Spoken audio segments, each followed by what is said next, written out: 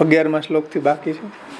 તાનહમ દ્વિશતો વાક્યાદ ભિન્ના જીવા પ્રવાહિણા અતઃ એવેતરો ભિન્નો શાંતો મોક્ષ પ્રવેશત.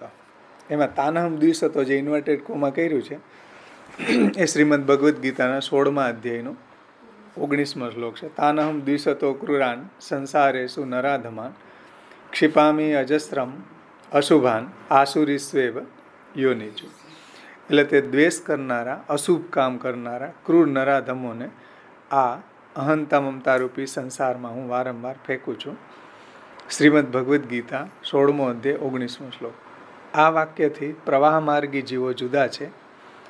આથી જ બીજા બે અતઃ એવ ઇતરો એટલે બીજા બે ઇતર એટલે મર્યાદા માર્ગી અને પુષ્ટિ માર્ગી જીવ છે એ શાંતો એટલે અંતવાળા છે.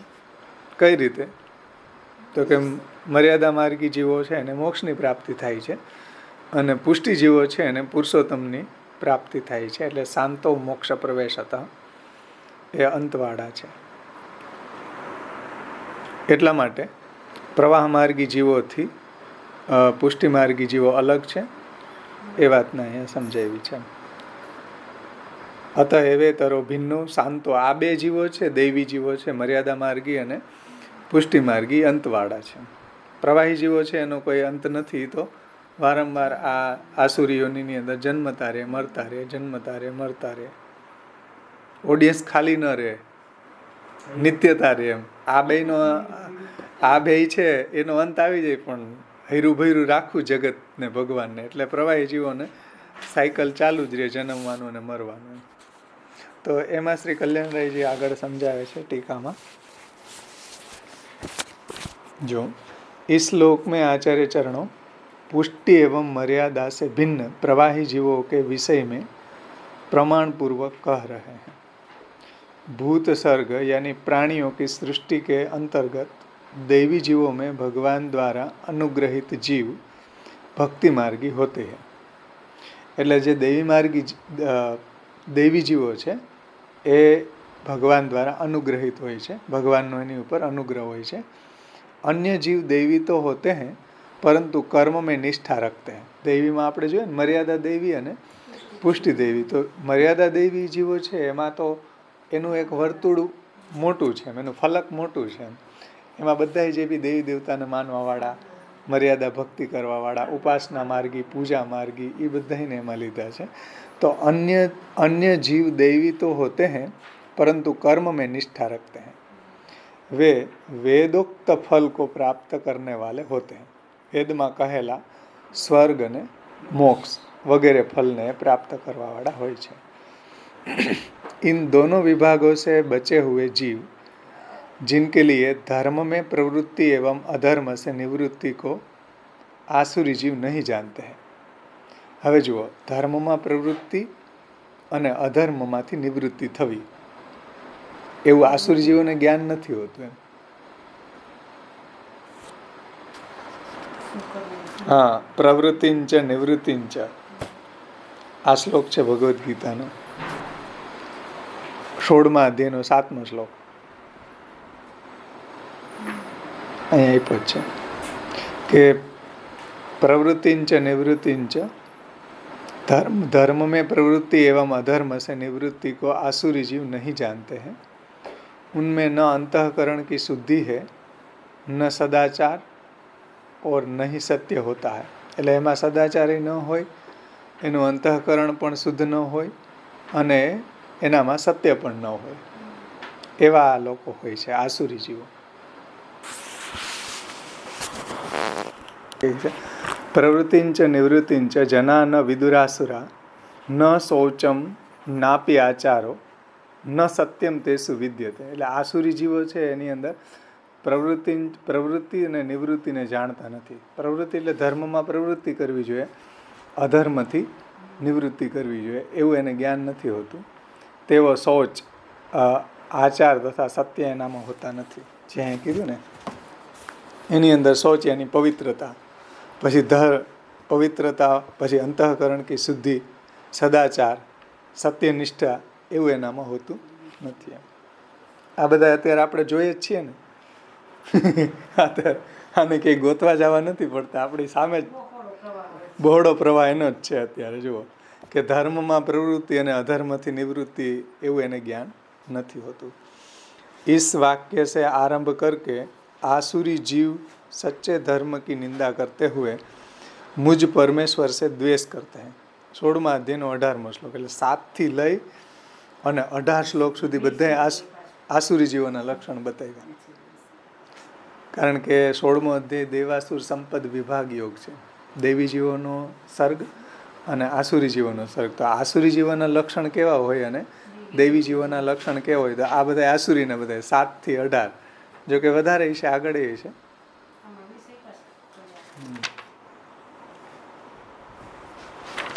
7 થી શરૂ થાય છે, 7મા શ્લોકથી પ્રવૃત્તિ છે નિવૃત્તિ છે, ત્યાંથી બધા આસુરી જીવોના. હા હા, દાન હમ દ્વિષત્વ આપ્યા ને. એટલે કલ્યાણરાયજી અહીં કહે છે કે આ બધા આસુરી જીવોના લક્ષણ એમાં બતાવ્યા છે. 7મા શ્લોકથી લઈને 20 શ્લોક સુધી જોઈ લ્યો. 7વેं श्लोक से आरंभ करके आसुरी जीव सच्चे धर्म की निंदा करते हुए मुझ परमेश्वर से द्वेष करते हैं. 18वां श्लोक સુધી इस वाक्य तक कहा गया है, ऐसे जीवों के लिए मुझसे द्वेष करने वाले दुराचारी एवं क्रूर कर्मी नराधमों को मैं निरंतर आसुरी योनि में ही गिराता हूँ. આ 19 आसुरी योनि में अपना मूढ़ा जन्मनी जन्मनी माम अप्राप्य कौनते ततो यान्ति अधमाम गति. तो इस वाक्य से आरंभ करके हे अर्जुन, आसुरी योनि को प्राप्त हुए मूढ़ मनुष्य जन्म जन्म में मुझे प्राप्त न होकर और फिर उससे भी अधम गति को प्राप्त होते. આ 20મો શ્લોક છે, આ 20મો શ્લોક છે. ઓલો 19મો હતો. હા, તાનહમ દ્વિષતો ક્રૂરાન સંસારેષુ નરાધમાન ક્ષિપામી અજસ્રમાન. હા, અશુભાન આસુરીસ્વેવ યોનિષુ. એ 19મો છે ને, એની વાત છે. પછી 20માં કે આવા જીવોને વારંવાર આસુરીઓની હું ફેંકું છું. ઇસ વાક્ય તક યહ કહા ગયા હૈ. હા, 20 શ્લોક સુધી આ બધા આસુરી જીવોના લક્ષણ ભગવાને શ્રીમદ ભગવદ્ ગીતામાં બતાવ્યા છે. ये अधम गति को प्राप्त होते हैं, अतः प्रवाही यानी कि आसुरी जीव पूर्व में कहे गए पुष्टि जीव एवं मर्यादा जीवों से भिन्न है. यह अर्थ है. એટલે આસુરી જીવોનું આ રીતે ફલ બતાવીને અહીંયા દૈવી જીવો છે એને અલગ પાડ્યા છે. अतः एवेतरो अर्थात अतः पुष्टि मार्गी जीव एवं मर्यादा मार्गी जीव दोनों प्रवाह मार्गी जीवों से भिन्न है, अलग है. क्यों भिन्न है? तो इसका हेतु आप श्री शांतो शब्द से बता रहे हैं, कह रहे हैं. शांतो का अर्थ है अंत सहित है आ दोनों, अर्थात पुष्टि मार्ग एवं मर्यादा मार्ग फल तक ले जाने वाले मार्ग है. એટલે પુષ્ટિ માર્ગ અને મર્યાદા માર્ગ છે એ ફલ પ્રાપ્તિ કરાવનારા માર્ગો છે. ये मार्ग कौन सी फल प्राप्ति कराते हैं? तो आप श्री कहते हैं कि मोक्ष प्रवेशतः, अर्थात मर्यादा मार्गी जीवों को मोक्ष मिलने का फल मिलता है, फल मिलता होने के कारण, एवं पुष्टि मार्गी जीवों को लीला प्रवेश, અહીં પ્રવેશતઃ यानी ભગવદ લીલામાં પ્રવેશ, ભગવદ લીલાની અંદર भगवद लीलाની अनुभूति. तो पुष्टि मार्गी जीवों को लीला प्रवेश का फल प्राप्त होता है, होने के कारण इन दोनों मार्गों को शांत यानी अंत सहित कहा गया है. એટલે મતલબ કે એનો એન્ડ છે, ઓનો ક્યાંય એન્ડ નથી. આ બેને ફલની પ્રાપ્તિ થઈ જાય છે. પુષ્ટિ જીવ છે તો એને લીલા પ્રવેશ થાય છે, મર્યાદા જીવ છે તો એને મોક્ષની પ્રાપ્તિ થાય છે. સાથે સાથે પુષ્ટિ વિધાનમમાં પણ જોઈ લે. તાનહમ દિશતો વાક્યાત ભિન્ના જીવા પ્રવાહિણ અતઃ એવેતરો ભિન્નો शांतो मोक्ष प्रवेशता. श्रीमद् भगवद गीता जी में कहो है कि द्वेष करवे वारे प्रवाहिन को मैं सर्वदा आसुरी योनि में डारू हूँ. भगवद गीता 16मो अध्याय 19मो श्लोक. तासु प्रावाहिक जीव मर्यादा मार्गी तथा पुष्टि मार्गी जीवन सु भिन्न है, और मर्यादा मार्गी जीवन को अक्षर ब्रह्म की प्राप्ति रूपी मोक्ष हुए हैं, तथा पुष्टि मार्गी जीवन को पुरुषोत्तम में प्रवेश हुए हैं. આમાં તો લીલામાં પ્રવેશ, કલ્યાણરાયજી એવો અર્થ કર્યો. तासु ये अंत सहित है इतने विन दो उनको जीव भाव निवृत्त होवे है. એટલે આ બે જે છે મર્યાદા માર્ગી જીવ અને પુષ્ટિ માર્ગી જીવ, એનો જીવ ભાવ દૂર થાય છે. હવે જીવ ભાવ દૂર થવો એટલે શું? કારણ કે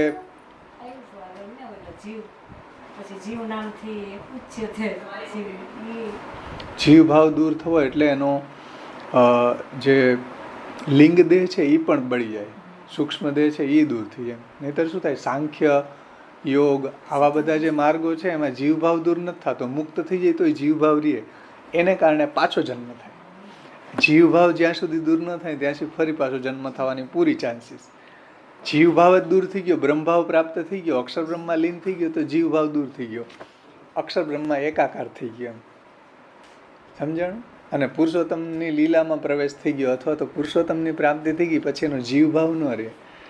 પરંતુ જો જીવભાવ રહે, બીજા માર્ગોની પૂજા માર્ગ વગેરે કે સાંખ્ય કે યોગ કે આવાની અંદર મુક્ત થાય, એમ કે અહંતા મમતા નાશે સર્વથા નિરહંકૃતો સ્વરૂપસ્થો યદા જીવ કૃતાર્થ સ નિગદ્ય છે, સ્વરૂપસ્થ થઈ જાય એમ.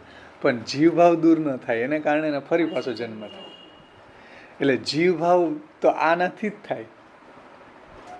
મર્યાદા માર્ગી આ જે સાધના છે શાંતો મોક્ષ પ્રવેશ હતા, બાકી જીવભાવ દૂર ન થાય. જ્યાં સુધી જીવભાવ દૂર ન થાય ત્યાં સુધી ફરી પાછો જન્મ લેવો પડે.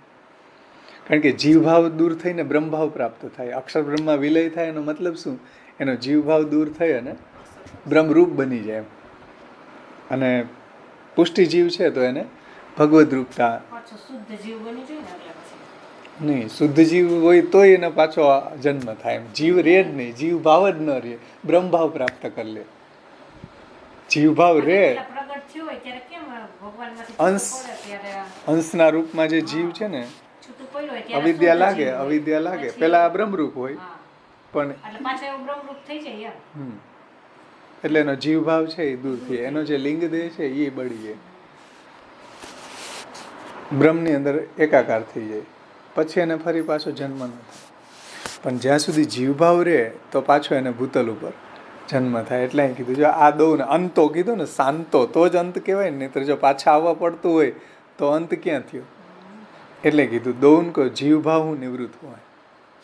અને અક્ષર બ્રહ્મમાં પ્રવેશ થવાથી મર્યાદા જીવનો અને પુષ્ટિ જીવનો પુરુષોત્તમની લીલામાં પ્રવેશ અથવા તો પુરુષોત્તમમાં પ્રવેશ અથવા પુરુષોત્તમની પ્રાપ્તિ. ટીકામાં શ્રી નૃસિંહલાલજી સમજાવે છે, इतने भगवान को द्वेष करनो यही जिनको धर्म है सो आसुरी जीव है. आसुरी जीव केवा હોય? तानहम द्विषतो क्रूरान संसारेषु नराधमान, भगवानનો દ્વેષ કરવા વાળા હોય. तिनको अंत में अंधतम में प्रवेश होवे. એટલે જે ભગવાનનો દ્વેષ કરે એ અંધતમ નરકમાં જાય છે. ऐसे मूल रूप तथा अवतार रूप को द्वेष, दूसरो विभूति प्रभृति को द्वेष और तीसरो जगत रूप को द्वेष. હવે દ્વેષ ત્રણ પ્રકારે થાય. એક તો મૂળ રૂપનો દ્વેષ. મૂળ રૂપ એટલે ભગવાન ભૂતલ ઉપર પ્રગટ થયા હોય, જેમ શિશુપાલ કે કંસ કે આવા બધાય મૂળ રૂપનો દ્વેષ કર્યો. મૂળ રૂપ એટલે ભગવાન પોતે જ પ્રગટ થયા, પોતે અવતારી, પોતે જ ભૂતલ ઉપર પ્રગટ થયા, તો મૂળ રૂપનો દ્વેષ કર્યો. આ બધા અવતાર કાળની અંદર હતા ત્યારે.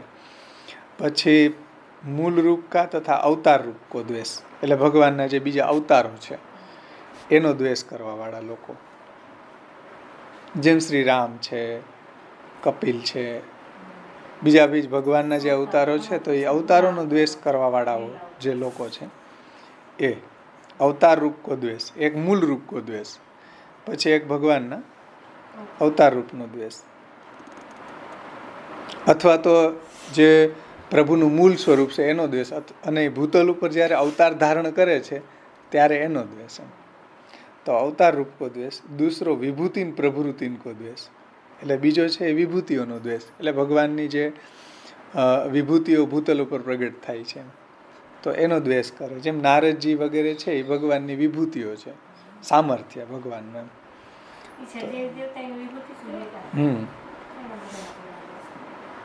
दूसरो विभूतिन प्रभृतिन को द्वेष, प्रभृति यानी वगैरे. और तीसरो जगत रूप को द्वेष, અને ત્રીજો છે આ જગતનો દ્વેષ કરવાવાળા, જગતની અંદર રહેલા જીવોનો, એ બધાનો દ્વેષ કરવાવાળા. આવા ત્રણ થયા. એક મૂળ રૂપનો દ્વેષ કરવાવાળા, અવતાર રૂપનો દ્વેષ કરવાવાળા, વિભૂતિ રૂપનો દ્વેષ કરવાવાળા અને जगत रूप नो द्वेष करवा वाला. ऐसे 3 प्रकार को भगवान के आने एक साथे लीधु है. एक मूल रूप तथा अवतार रूप को द्वेष, दूसरो एने एक में लीधु है मूल रूप एटले अवतार रूप, कारण के मूल रूप જ્યારે अवतार धारण करे છે એટલે એને એક લીધું, કારણ કે 3 કે ગણાવ્યા ને તો મૂળ રૂપ એટલે પરબ્રહ્મ, મૂળ રૂપ યાની પરબ્રહ્મ સમજી લ્યો. એ જ્યારે અવતાર ધારણ કરીને ભૂતલ ઉપર પ્રગટ થાય, જેમ શ્રી કૃષ્ણ, તો એનો દ્વેષ કરવાવાળા શિશુપાલ વગેરે છે ઈ. પછી દૂસરો વિભૂતિન પ્રભૃતિન કો દ્વેષ, એટલે ભગવાનની જે વિભૂતિઓ ભૂતલ ઉપર પ્રગટ થાય છે એનો દ્વેષ કરવાવાળા. અને ત્રીજું આ જગત રૂપનો દ્વેષ કરવાવાળા. હવે ત્રણેય ભગવાનના સ્વરૂપ છે. જુઓ, મૂળ રૂપ, અવતાર રૂપ, વિભૂતિ રૂપ અને જગત રૂપ. પણ એમાં ડિફરન્સ શું છે એને ટીકાકાર સમજાવે છે. કારણ કે તાનમ દ્વેષ તો સમજાવું જ ને, તો દ્વેષ કરવાવાળા 3નો દ્વેષ કરે છે. મૂળ રૂપનો દ્વેષ, વિભૂતિન કો દ્વેષ और जगत रूप, જે भगवत रूप जगत છે એનો દ્વેષ. ऐसे 3 प्रकार को भगवान के प्रति द्वेष है. આ 3 પ્રકારે ભગવાન પ્રતિ દ્વેષ કરવાવાળાઓ છે. તામે मूल रूप तथा अवतार रूप को द्वेष करवे वारे को बहुत કરી કે ભગવાન ही मारे. મૂળ રૂપનો દ્વેષ કરવાવાળા જે છે એને ભગવાન પોતે જ હણે, કારણ કે ભગવાનનો દ્વેષ કરે તો ભગવાન જ એને હણે છે અને મુક્તિ પ્રદાન કરે છે. તાસો મૂળ રૂપ તથા અવતાર રૂપ કો દ્વેષ કરવે વારેન કો બહોત કરી કે ભગવાન ही मारे. તાસુ મુક્ત હોઈ જાવે, એ બધાને મુક્તિ મળી જાય, કારણ કે ભગવાનને મારે, ભગવાન જ એને મારે છે. અને એ લોકો, આ એક બહુ મહત્વની વાત છે કે આગળ ભાગવતજીની અંદર એવું સમજાયું છે કે ગોપ્ય કામાત ભયાત કંસઃ દ્વેષાત ચૈદ્યાદયો નૃપઃ સંબંધાત વૃષ્ણય યુયમ ભક્ત્યા વયમ વિભો. ભગવાનની હારે કોઈ બી ભાવથી જોડાય, કામથી, ક્રોધથી, ભયથી, દ્વેષથી, પ્રેમથી, ભક્તિથી, સોહરતથી, તો પણ એને તન્મય થઈ જાય એ ભાવમાં, તો ભગવાનને મુક્તિ પ્રદાન કરે. યાતે તન્મયતામ હિતે, તન્મય થવું જરૂરી છે. જો કંસ તન્મય હતો, ભલે ભયથી નહોતો. શિશુપાલ છે ને દ્વેષથી તન્મય હતો ભગવાનમાં, એ ભગવાનને જ યાદ કરતો હતો, પણ દ્વેષના કારણે. એટલે કોઈના પ્રત્યે દ્વેષ હોય ને એ વ્યક્તિ આપણી ખોપડીમાં ચડી ગયો. દ્વેષવાળો વ્યક્તિ જેવો પ્રેમથી, પ્રેમ જેના હોય ને એ એટલો યાદ ન આવે, એટલો દ્વેષવાળો આવી જાય. તો સાયકોલોજી જુઓ, જેનામાં પ્રેમ હશે એ એટલો યાદ નહીં આવે જેટલો દ્વેષમાં, એ શાંતિ જ નહીં લેવા દે તમને. તો કામમ, ક્રોધમ, ભયમ, સ્નેહમ, સૌહૃદમ એક્યમેવા. ગોપ્ય કામાત ભયાત કંસ, કંસ ભયથી, ગોપ્ય કામાત ભયાત કંસ દ્વેષાત ચૈદ્યાદયો નૃપ, દ્વેષથી ચેદી, ચૈદ્ય એને શિશુપાલ.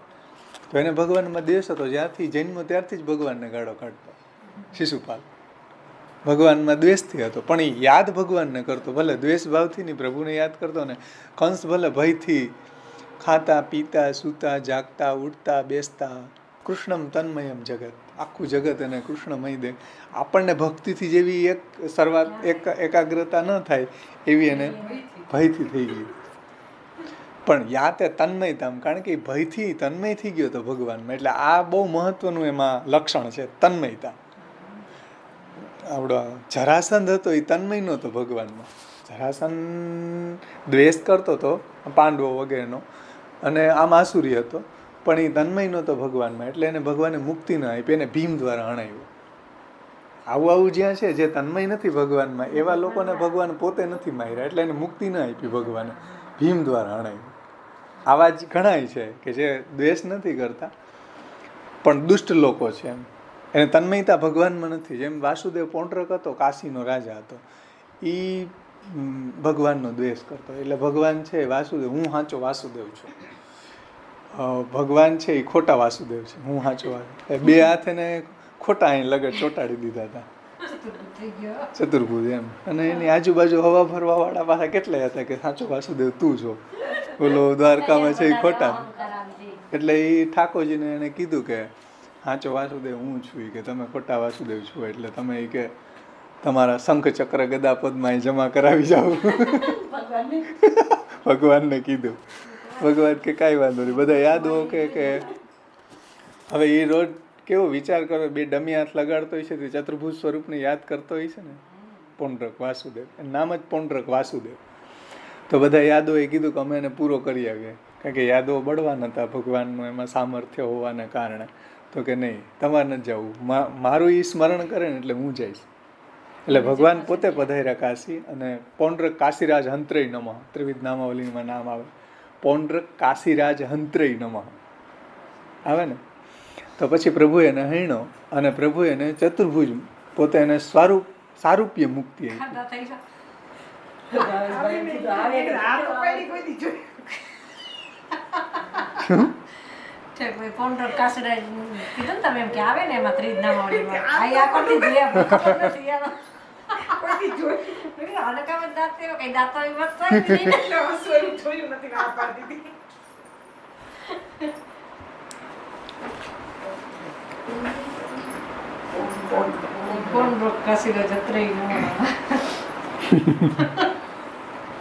એટલે પછી ભગવાન એને સારૂપ્ય મુક્તિ આપી. સારૂપ્ય મુક્તિ શા આપે?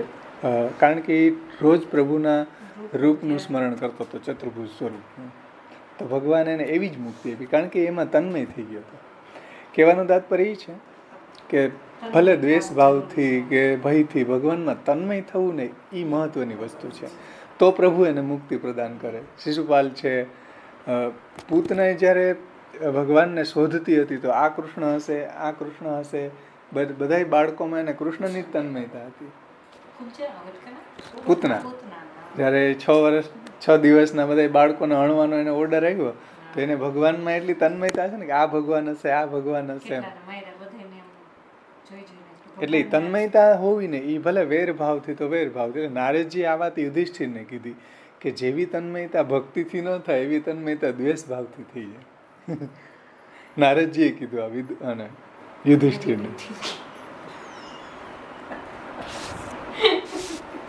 એટલે અહીં કહી રહ્યા છે કે જગત રૂપનું આમાં 3 प्रकार को भगवान के प्रति द्वेष होवे हैं. तमे मूल रूप तथा अवतार रूप को द्वेष करवे वारन को बहुत કરી કે ભગવાન ही मारे.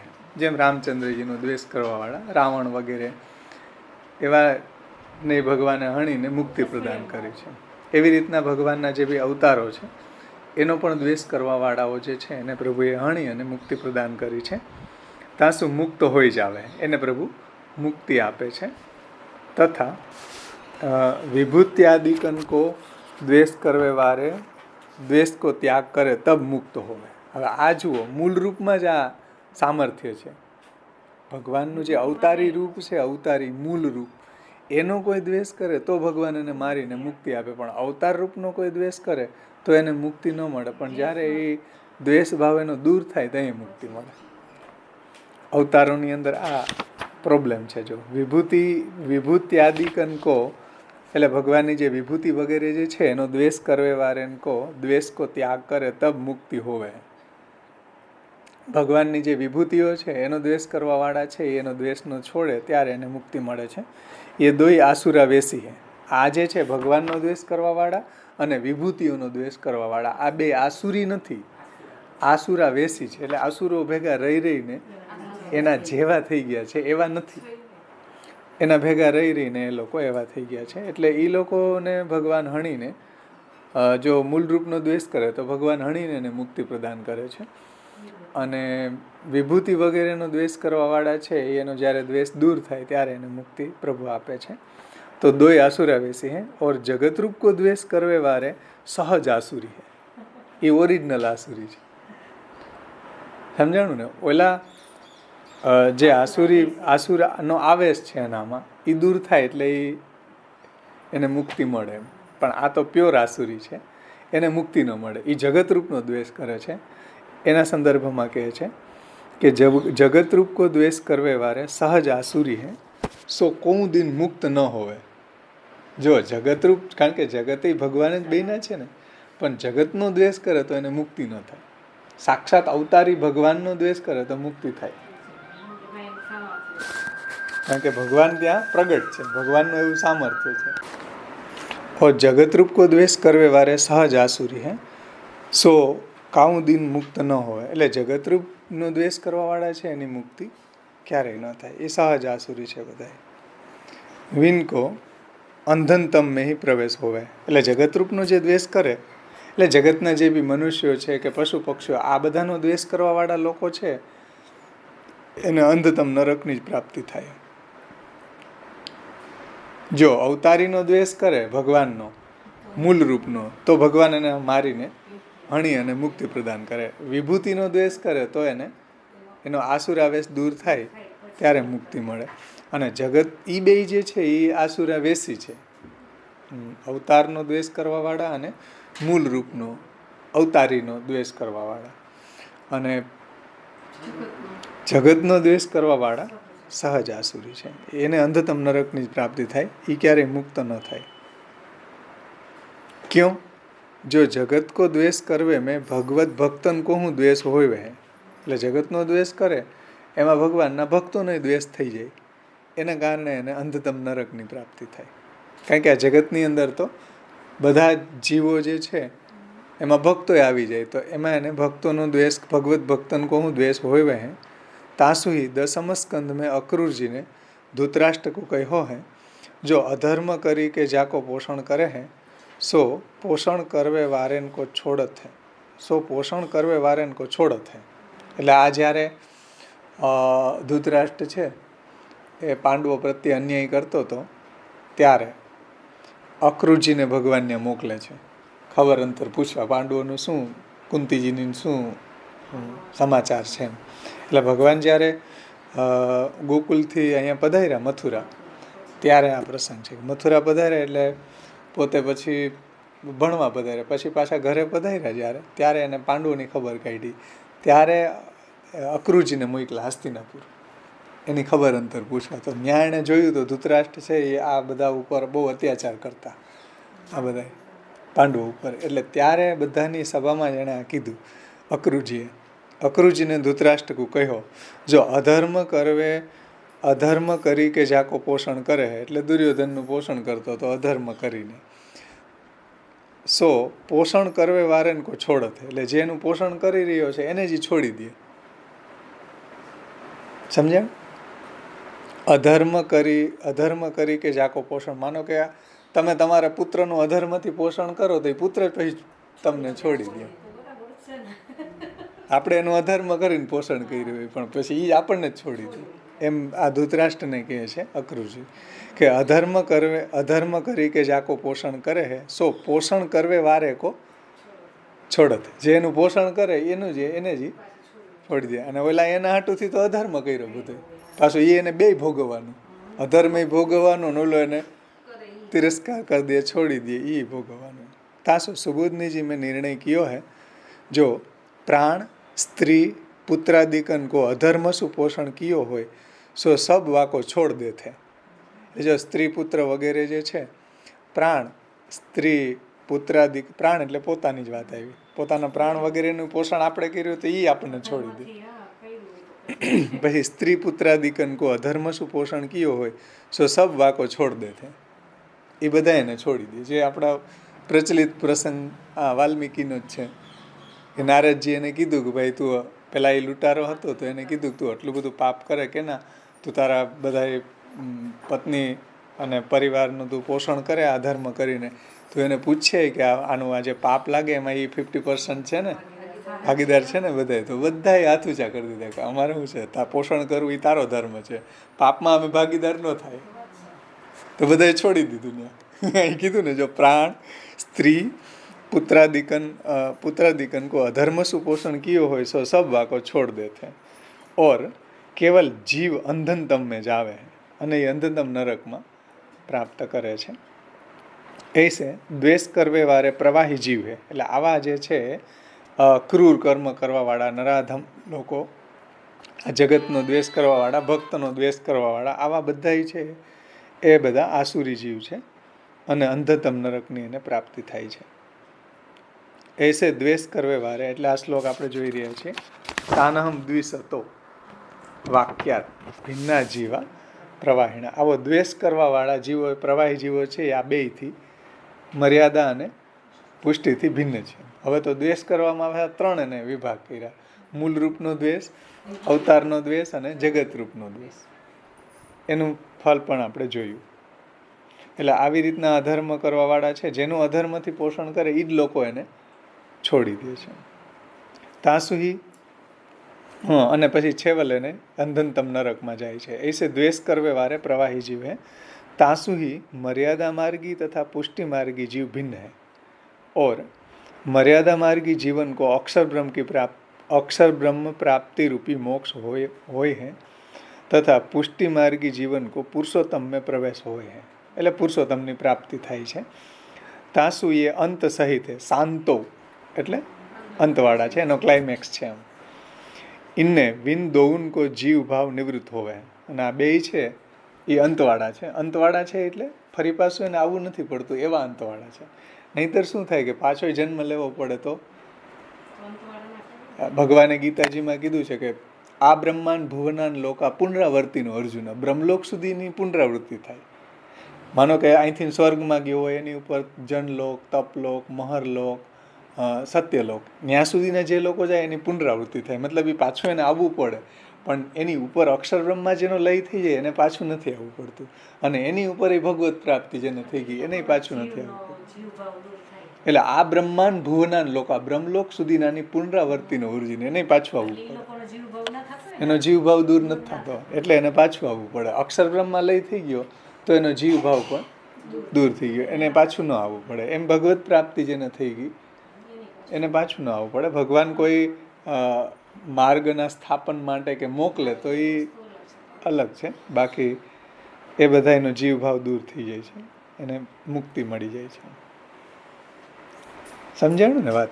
બ્રહ્મલોક સુધીનાની પુનરાવૃત્તિ થાય છે એવું ભગવાને ગીતાજીમાં કીધું છે. પણ એનો જીવ ભાવ દૂર નથી થતો. પણ જે અક્ષરબ્રહ્મ અથવા તો પુરુષોત્તમની જેને પ્રાપ્તિ થઈ જાય એને ફરી પાછું આવવું પડતું નથી. આ સંસારની અંદર ખંડાવા નથી આવવું પડતું અને ભગવત પ્રાપ્તિ થઈ જાય, આને મોક્ષ થઈ જાય. એટલે શાંતો. નહીતર જો પાછું આવવું પડતું હોય તો શાંતો અહીંયા કેમ કીધું? હા, મોક્ષતા અને પ્રવેશ. એટલે સ્પેસિફિકલી એની ચોખવટ કરી કે ભાઈ મોક્ષ અને પુરુષોત્તમમાં પ્રવેશ. શાંતો મોક્ષ પ્રવેશ હતા. બાકી બીજા લોકમાં જાય, સ્વર્ગમાં, જનલોકમાં, તપલોકમાં, તો ફરી પાછું એને આવવું પડે. આવે ત્યાંથી ફરી પાછું આવવું પડે. तथा पुष्टि मार्गी जीवन को पुरुषोत्तम में प्रवेश होवे हैं तासु ये अंत सहित है इतने विन दो उनको जीव भाव निवृत्त हो जावे हैं. आ रीते अहींया 11મા શ્લોકને મહાપ્રભુજીએ આ રીતે સમજાવ્યો. એમાં ઋષિલાલજી એની ટીકામાં આ રીતે સમજાવ્યું. તાનહમ દ્વિષતો વાક્યાત ભિન્ના જીવા પ્રવાહિણ યતઃ એવેતરો ભિન્નો શાંતો મોક્ષ પ્રવેશતા. ત્યાર પછી હવે આપણે આગળ જોઈએ 12મો શ્લોક. તસ્માત જીવા પુષ્ટિ માર્ગે ભિન્ના એવ ન સંશય ભગવદ રૂપ સેવાર્થમ તસૃષ્ટિ નાન્યતા. તે જીવોના લક્ષણ અને એના ફલભેદના કારણથી પુષ્ટિ માર્ગી જીવો છે એ પ્રવાહ માર્ગી અને મર્યાદા માર્ગી જીવોથી જુદા છે, એમાં કોઈ સંશય નથી. ભગવાનની સ્વરૂપની સેવા માટે તે સૃષ્ટિના જીવોને અહીંયા પ્રગટ થયા છે.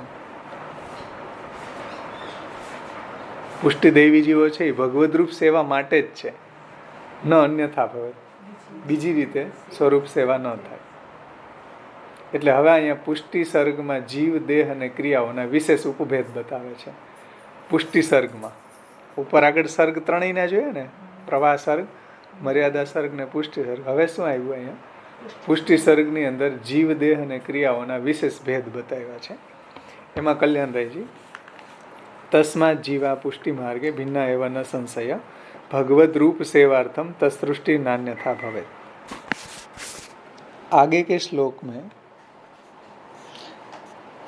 श्लोक में आचार्य चरणों ने अति उत्कृष्टता की दृष्टि से भी पुष्टि मार्गी का अन्य मार्गों से तुलना में भेद दिखा रहे हैं।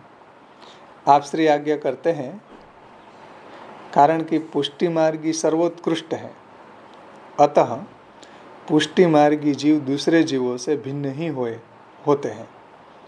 यदि कोई विपक्ष में यह कहे, એટલે કોઈ પૂર્વ પક્ષમાં આવું કે, ઓપોઝિટ વિપક્ષ યાની ઓપોઝિટ પક્ષવાળા કોઈ એવું કે, વિપક્ષી એમ કે નહીં, મહાપ્રભુજીએ શું કીધું કે પુષ્ટિ માર્ગી જીવ સર્વોત્કૃષ્ટ है, अतः पुष्टि मार्गी जीव दूसरे जीवों से भिन्न ही होते हैं। यदि कोई विपक्ष में यह कहे कि नहीं, पुष्टि मार्गियों को उत्कृष्ट नहीं कहा जा सकता, तो आचार्य चरण कह रहे हैं कि भगवद रूप सेवार्थम तत्सृष्टि नान्यथा भवेत् इत्यादि शब्दों द्वारा उसकी शंका को काटने वाला तर्क दे रहे हैं। तात्पर्य यह है, એટલે બોલો વિપક્ષીઓનો તર્ક જે છે એને પૂર્વ પક્ષ છે એનું ખંડન કરે છે। तात्पर्य यह है कि यदि पुष्टि मार्गी जीव सर्वोत्कृष्ट न होते तो साक्षात पुरुषोत्तम स्वरूप की सेवा के लिए उनकी सृष्टि न बनाई गई होती। समझे ने? जो ये सर्वोत्कृष्ट न होत तो साक्षात पुरुषोत्तमની સેવા માટે આવી સૃષ્ટિને રચી ન હોત। મતલબ કે સાક્ષાત પુરુષોત્તમની સેવાની માટે આવી પુષ્ટિ સૃષ્ટિ રચાણી છે, એનાથી સિદ્ધ થાય છે કે પુષ્ટિ જીવો સર્વોત્કૃષ્ટ છે।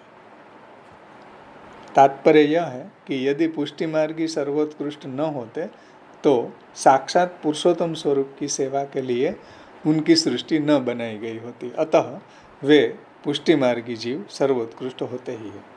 એટલે આ એની ઉત્કૃષ્ટતા બતાવી છે અને એની ભિન્નતા બતાવી ઉપરની લીટીમાં, તસ્માત જીવા પુષ્ટિ માર્ગે ભિન્ના એવા ન સંશય અને ભગવદ રૂપ સેવાર્થમ। જો રૂપ શબ્દ મૂક્યો શ્રી મહાપ્રભુજી, રૂપ સેવાની મહત્તા બતાવી અહીંયા। રૂપ સેવા એની સ્વરૂપ સેવા, તો ભગવદ રૂપ સેવાર્થમ તત્સૃષ્ટિ નાન્યથા ભાવ, એટલે પુષ્ટિ દૈવી જીવોની સૃષ્ટિ ભૂતલ ઉપર ભગવાનના સ્વરૂપની સેવા માટે જ ભૂતલ ઉપર પ્રગટ થઈ। એ જ એનો મેઇન ગોલ છે, નહીં કે કરોડપતિ બની જવું, કોઈ ગાડી લઈ લેવી, કે કોઈ લગ્ન કરી લેવા, કે કોઈ ભોગવી લેવા, નહીં। એનો મેઇન ગોલ ભગવદ રૂપ સેવાર્થમ તત્સૃષ્ટિ નાન્યથા ભવેત। પાછું મહાપ્રભુજીએ પાછળનો દરવાજો બંધ કરી દીધો કે બીજું કોઈ પ્રયોજન નથી, આ જ મુખ્ય પ્રયોજન છે।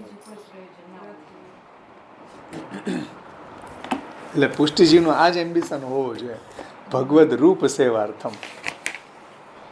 આમાં વિસ્તારથી સમજાયું છે પુષ્ટિ વિધાનમમાં, જુઓ 12મો શ્લોક। ऐसे 3 मार्गन के लक्षण तथा फलन के भेद को निरूपण कियो है, ता करी के जो सिद्ध भयो सो कहत है। जो 3 मार्गन के लक्षण तथा फलन के भेद को निरूपण किया, 3 मार्गना लक्षण અને ફલનો ભેદનું વર્ણન કર્યું, એનાથી નિષ્કર્ષ શું સિદ્ધ થયો એને હવે સમજાવે છે। તસ્માત જીવા પુષ્ટિ માર્ગે ભિન્ના એવ ન સંશય ભગવદ રૂપ સેવાર્થમ તત્સૃષ્ટિ નાન્યથા ભવે। भावार्थ, तासु पुष्टि मार्गी जीव है सो दूसरे मार्गन के जीवन से भिन्न है, वहाँ में संशय नहीं है। यदि पुष्टि मार्गी जीव भिन्न न होए तो भगवद रूप की सेवा के लिए पुष्टि मार्गी जीवन की सृष्टि न होए। टीका, तासु पुष्टि मार्गी जीव है सो दूसरे मार्गन के जीवन से भिन्न है, वहाँ में संशय नहीं है। भिन्ना एवं न संशय। इतने वाराह पुराण में कहो है, जो ब्रह्मा जी की सृष्टि सु जुदी है सृष्टि को अन्य ही है। એટલે આ પુષ્ટિ દેવી જીવની સૃષ્ટિ છે એ બ્રહ્માજીની સૃષ્ટિથી કોઈક અલગ જ સૃષ્ટિ છે। વરાહ પુરાણમાં એવું કીધું કે બ્રહ્માજી की सृष्टि सु जुदी ये सृष्टि दो ये कोई अन्य ही है। એટલે આ પુષ્ટિ દેવી જીવોની સૃષ્ટિ છે એ કોઈક અલગ જ છે। મતલબ કે બ્રહ્માજીના સંચાલનમાં એ નથી, ભગવાનનું સંચાલન કરે છે। હમણાં આપણે સિદ્ધાંત મુક્તાવલીમાં જોયું ને, કામચારસ્તુ લોકેસ્મિન બ્રહ્માદિભ્યો ન ચાન્યથા, પરમાનંદ રૂપે તું કૃષ્ણ સ્વાત્મને નીચે। કામચાર છે બીજા લોકોનો, એ તો બ્રહ્માજી દેવતાઓ એનો પૂર્ણ કરશે, પણ ભક્તનો કામચાર કોણ પૂર્ણ કરશે? પરમાનંદ રૂપે તું કૃષ્ણ સ્વાત્મને નિશ્ચય। એટલે કીધું કે એ અલગ છે બ્રહ્માજીની સૃષ્ટિ, બ્રહ્માજી એને ગવર્ન નથી કરતા।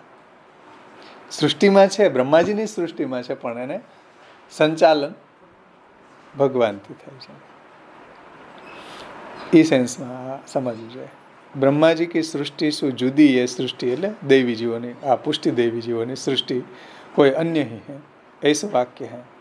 तासु पुष्टि मार्गी जीव सबंसु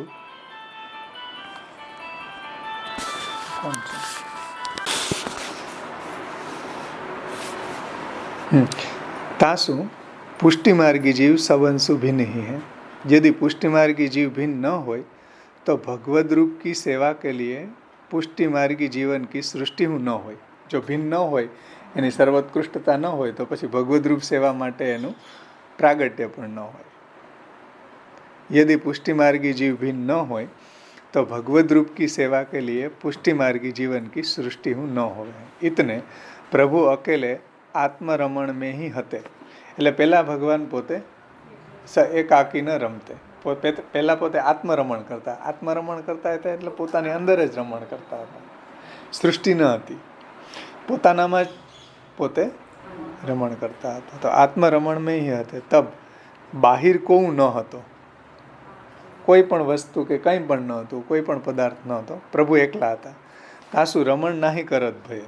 એટલે સ એકાકી ન રમતે, એકલા રમણ કરવામાં એને કંઈ આનંદ ન આવ્યો.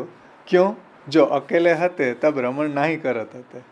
सो रमण करवे के लिए दूसरे की ઈચ્છા करत भय. स एकोहम बहुश्याम प्रजाए. આ શ્રુતિ છે કે એકમાંથી અનેક થવાની ભગવાનને ઈચ્છા થઈ. ऐसे श्रुति में કહ્યું કે सा आत्मानम द्वेधा पाते. स एकाकी न रमते. सो द्वितीय में ઈચ્છા. सा आत्मानम द्वेधा पाते पतिश्चा पत्नी भवता. એટલે પેલા એકલા હતા, રમણ કરવામાં બીજા જોઈએ ને. એકલા રમણ ન થાય એટલે બીજા અનેક જીવોને પ્રગટ કર્યા ભગવાને. પછી પોતે જ ભોગતા અને ભોગ્ય બની ગયા. તો આ રીતે શ્રુતિ છે. તાસુ ઈચ્છા કરી કે સબ જગતરૂપ ભય હે. એટલે ભગવાન જ પોતે આ જગત રૂપે બન્યા છે. સો ન હોતે તો પછી એ ન થાત ને. ધ્યાનથી સમજાવત. ऐसे श्रुति में कहो है तासु ઈચ્છા કરી કે સબ જગત રૂપ ભય હે સો ન હો. તો જો આ રીતે ભગવાનને રમણ કરવાની ઈચ્છા ન થાત તો પછી આ રીતે સૃષ્ટિ કેવી રીતના રચે.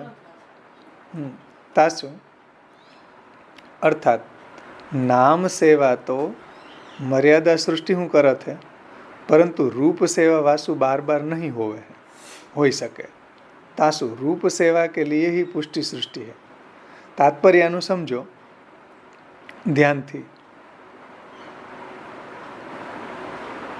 કે નામ સેવા તો બધાય કરે છે. મર્યાદા માર્ગી જીવ ભગવાનનું નામ સ્મરણ તો કરે જ છે ને. એટલે જો શ્લોકની અંદર ભગવદ નામ સેવા એવો શબ્દ નહીં મૂકતા, ભગવદ રૂપ સેવાર્થમ તત્સૃષ્ટિ નાન્યતા ભવ, વિલક્ષણતા બતાવી છે. નામ સેવા તો હતી જ. એટલે નામ સેવા મતલબ કે ભગવાનનું ગુણગાન કરવું, ભગવાનનું શ્રવણ કીર્તનને સ્મરણ કરવું. રૂપ સેવા છે એ વિલક્ષણતા, આ પુષ્ટિજીવોની અંદર એ વિલક્ષણતા છે રૂપ સેવામાં. એટલે એને અહીંયા અલગ પડી જો કે નામ સેવા તો મર્યાદા સૃષ્ટિ હું કરત હતા. મર્યાદા માર્ગી જીવો નામ સેવા તો કરતા હતા, પરંતુ રૂપ સેવા વાસુ બરાબર નહીં હોઈ શકે. એટલે રૂપ સેવા જે છે એ મર્યાદા માર્ગી જીવોમાં એટલી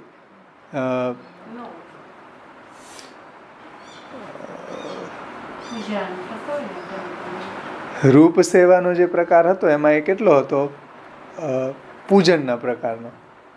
નૈવેદ્યમ સમર્પયામિ, પુષ્પમ સમર્પયામિ, સૂક્ષ્મ ટૂંકમાં ટોકનના રૂપમાં, ટોટલના રૂપમાં નહીં. અહીંયા જે મહાપ્રભુ જે રૂપ સેવા બતાવી એ ટોટલ સમર્પણ બતાવ્યું કે દેહ ઇન્દ્રિય પ્રાણ અંતઃકરણ દારા ગાર પુત્ર આપતા આલોક પરલોક બધું વાત છે. પૂજા માર્ગની અંદર શું છે, એક ફૂલ ધરી દો પુષ્પમ સમર્પયામી, વસ્ત્રમ નાળા છેડી ધરી દો તો વસ્ત્રમ સમર્પયામી, એક જલ ધરી દો તો જલમ સમર્પયામી, એમ છાટણા ચંદનના મારી દો તો ચંદનમ સમર્પયામી, બધું થઈ જાય એમ. એટલે ત્યાં રૂપ સેવાનો નિખાર ત્યાં નથી આવેલો. એટલે અહીં કહી રહ્યા છે કે પરંતુ રૂપ સેવા વાસુ બરાબર નહીં હોઈ શકે. તાસુ રૂપ સેવા કે લીએ પુષ્ટિ સૃષ્ટિ હે. એટલે રૂપ સેવા માટે આ પુષ્ટિ દેવી જીવોની સૃષ્ટિને ભગવાને ભૂતલ ઉપર પ્રગટ કરી. સો પ્રવાહ ઓર મર્યાદા સુ ભિન્ન ન હોય તો પુષ્ટિ સૃષ્ટિ કરવે કો જો પ્રયોજન હતો રૂપ સેવા કો वो सिद्ध न हो, सिद्ध न भयो।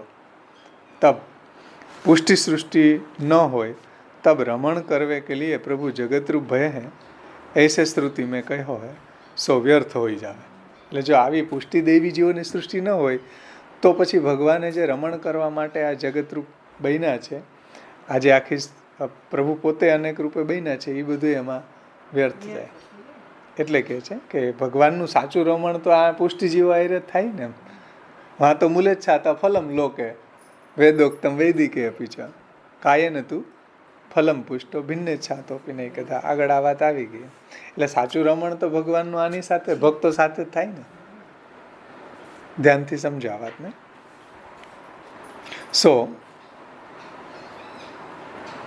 અર્થાત નામ સેવા તો મર્યાદા સૃષ્ટિ હું કરત હતે, પરંતુ રૂપ સેવા વાસુ બરાબર નાહી હોઈ શકે તાસુ रूप सेवा के लिए ही पुष्टि सृष्टि है. सो प्रवाह और मर्यादा શું ભિન્ન ન હોય એટલે ભિન્ન જ છે ને, અને ભિન્ન જો ન હોય તો પુષ્ટિ સૃષ્ટિ કરવે કો જો પ્રયોજન હતો સો સિદ્ધ ન હોય. ભગવાનને જે રમણ કરવું છે પુષ્ટિ દેવી જીવો સાથે એ સિદ્ધ ન થાય. સમજે ને વાત? પુષ્ટિ સૃષ્ટિ કરવે કો જો પ્રયોજન હતો ભગવાનને એની સાથેનો રમણનો સો સિદ્ધ ન હોય, સિદ્ધ ન ભયો. તબ પુષ્ટિ સૃષ્ટિ હું ન હોય तब रमण करवे के लिए प्रभु जगतरूप भय है ऐसे श्रुति में कहो है सो व्यर्थ हो જાય. એટલે રમણ કરવા માટે પ્રભુ આ રૂપ નામ વિભેદેન જગત ક્રીડતી હોય તો ભગવાનને પુષ્ટિ દેવી જીવો સાથે રમણ કરવું છે એ જ ન હોય તો પછી ભગવાન વ્યર્થ થાય ને. એટલે આ શ્રુતિ મેં કહ્યો સો સબ વ્યર્થ हो જાય. તાસુ પ્રભુન કે રમણાર્થી એ પુષ્ટિ સૃષ્ટિ હે સો સબન કુ ભિન્ન સબન સુભિન્ન હે. એટલે પુષ્ટિ દેવી જીવોની સૃષ્ટિ ભગવાનના રમણ માટે છે, ભગવાનની લીલા માટે છે. એટલે સંબંધ ભિન્ન હે, મતલબ કે પ્રવાહી અને મર્યાદાથી એ જુદી છે. કારણ કે પોતાના હોય એની સાથે રમણ કરવાની મજા આવે ને. આપણને રમણ કરવાની કેની હારે આનંદ આવે? જે આપણા હોય એની હારે. પરાયાની સાથે રમણનો આનંદ ના આવે. એમ દેવી જીવો છે ભગવાનના પુષ્ટિ કાયન નિશ્ચય છે, એટલે એની સાથે રમણનો આનંદ આવે. એટલે ભગવદ રૂપ સેવાર્થમ તત્સૃષ્ટિ નાન્યતા ભવે. તો રૂપ સેવાને અહીંયા મહત્તા આપી છે મહાપ્રભુજી, સ્વરૂપ સેવાને. એટલે 84-252 તમે જુઓ, હવે અબ તુમ ઘર મેં જાકે સેવા કરો. બધા વાર્તા પ્રસંગોમાં મહાપ્રભુજી ગુસાઈજી આ વાત કરી છે કે ભાઈ અબ તુમ ઘર મેં જાકે સેવા કરો. એટલે રૂપ સેવાને મહત્તા આપી છે. પછી બાય એક્સેપ્શનલ ક્યારેક કોઈને એવી અગવડ હોય તો એને કીધું કે ભાઈ તમે આ ચિત્ર સેવા કરો કે વસ્ત્ર સેવા કરો તો શું સેવા નાહી નિભેગી. નારાયણદાસ કાયસ્થને કીધું ભાઈ તારાથી સેવા નહીં નભે, તું આ હસ્તાક્ષર લખી આપું એને ભોગ ધરીને તું લેજે. સેવા કરવામાં થોડો સમય જોઈએ, સ્નાન વગેરે કરવામાં, તો એવી થોડીક અનુકૂળતા જોઈએ સ્વરૂપ સેવામાં. બાકી વસ્ત્રને ભોગ ધરીને લેવામાં એ સમર્પણનો પ્રકાર છે. એમાં કંઈ સ્નાનનું કે એવું તો કંઈ આવે નહીં, ખાલી વસ્ત્રને એમાં શ્રૃંગારનું એવું કંઈ ન આવે, ખાલી ભોગ ધરીને લેવાનું એવો પ્રકાર બતાવ્યો છે. જેનાથી સેવા નથી નભી શકે એના માટે એવો પણ પ્રકાર બતાવ્યો છે. પણ રૂપ સેવાની મહત્તા છે. ભગવદ રૂપ સેવાર્થમ તત્સૃષ્ટિ નાન્યતા ભવે. એટલે મહાપ્રભુજી અહીં જો બહુ સાવધાનતાથી શબ્દ વાપર્યો, રૂપ સેવા.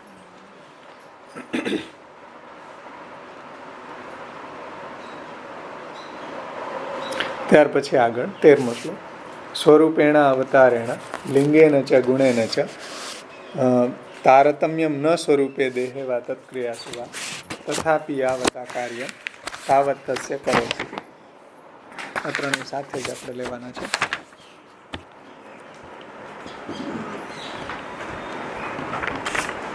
સ્વરૂપેણ અવતારેણ લિંગેન ચ ગુણેન ચ. પુષ્ટિમાર્ગી જેવો છે એ સ્વરૂપથી, અવતારથી અને ચિહ્નથી એટલે કે નિશાનીથી અને ઐશ્વર્યાદિ ગુણોથી અથવા તો સ્વરૂપમાં, દેહમાં અને ક્રિયામાં આ બધામાં તફાવત નથી હોતો, તો પણ જેટલું કાર્ય ભગવાનને એની પાસે કરાવવું હોય એટલું જ એનામાં ભગવાન વધઘટ કરે છે.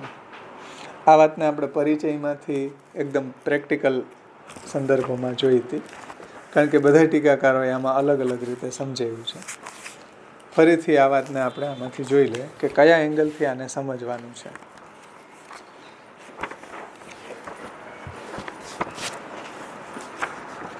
આ બાબતમાં બધા ટીકાકારોનો મત અલગ છે, પણ એકદમ પ્રેક્ટિકલ સમજવું હોય તો આપણે એને આ રીતે સમજી શકીએ.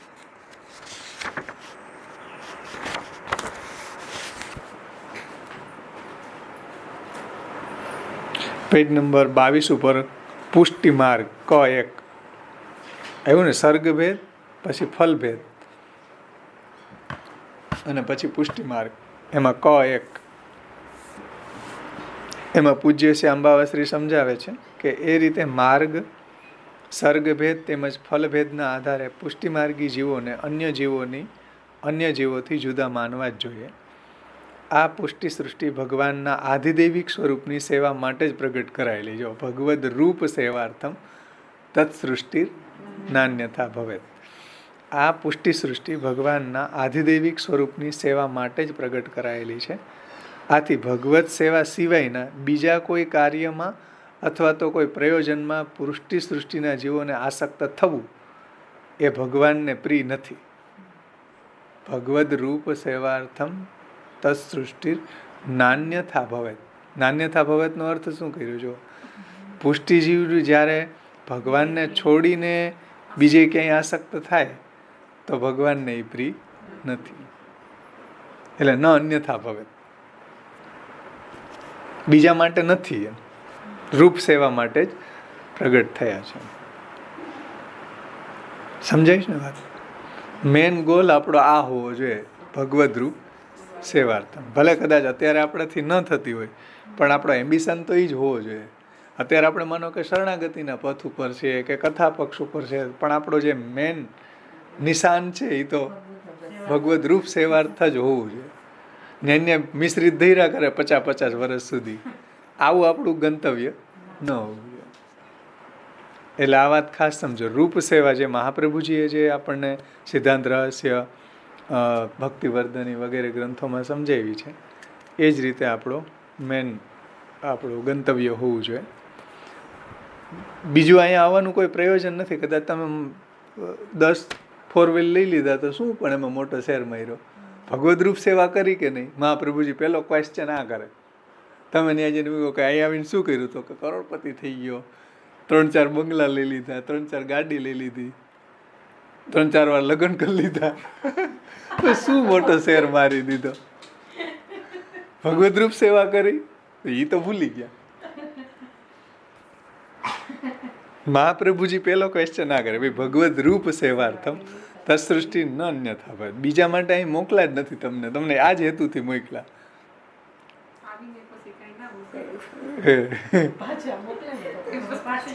મોકલે કે ન મોકલે ભાઈ, પછી હવે ખબર નહીં. હવે 84 લાખ ફરવી પડે પાછી. આ તો એક બાય ચાન્સ આપણને પ્રભુએ આપી દીધો હોય, અને અત્યારે જે આપણે ન કરીએ તો એનો કંઈ ખબર નહીં હવે શું થાય. પાછું 84 લાખમાં ચક્કર કાઢવી પડે.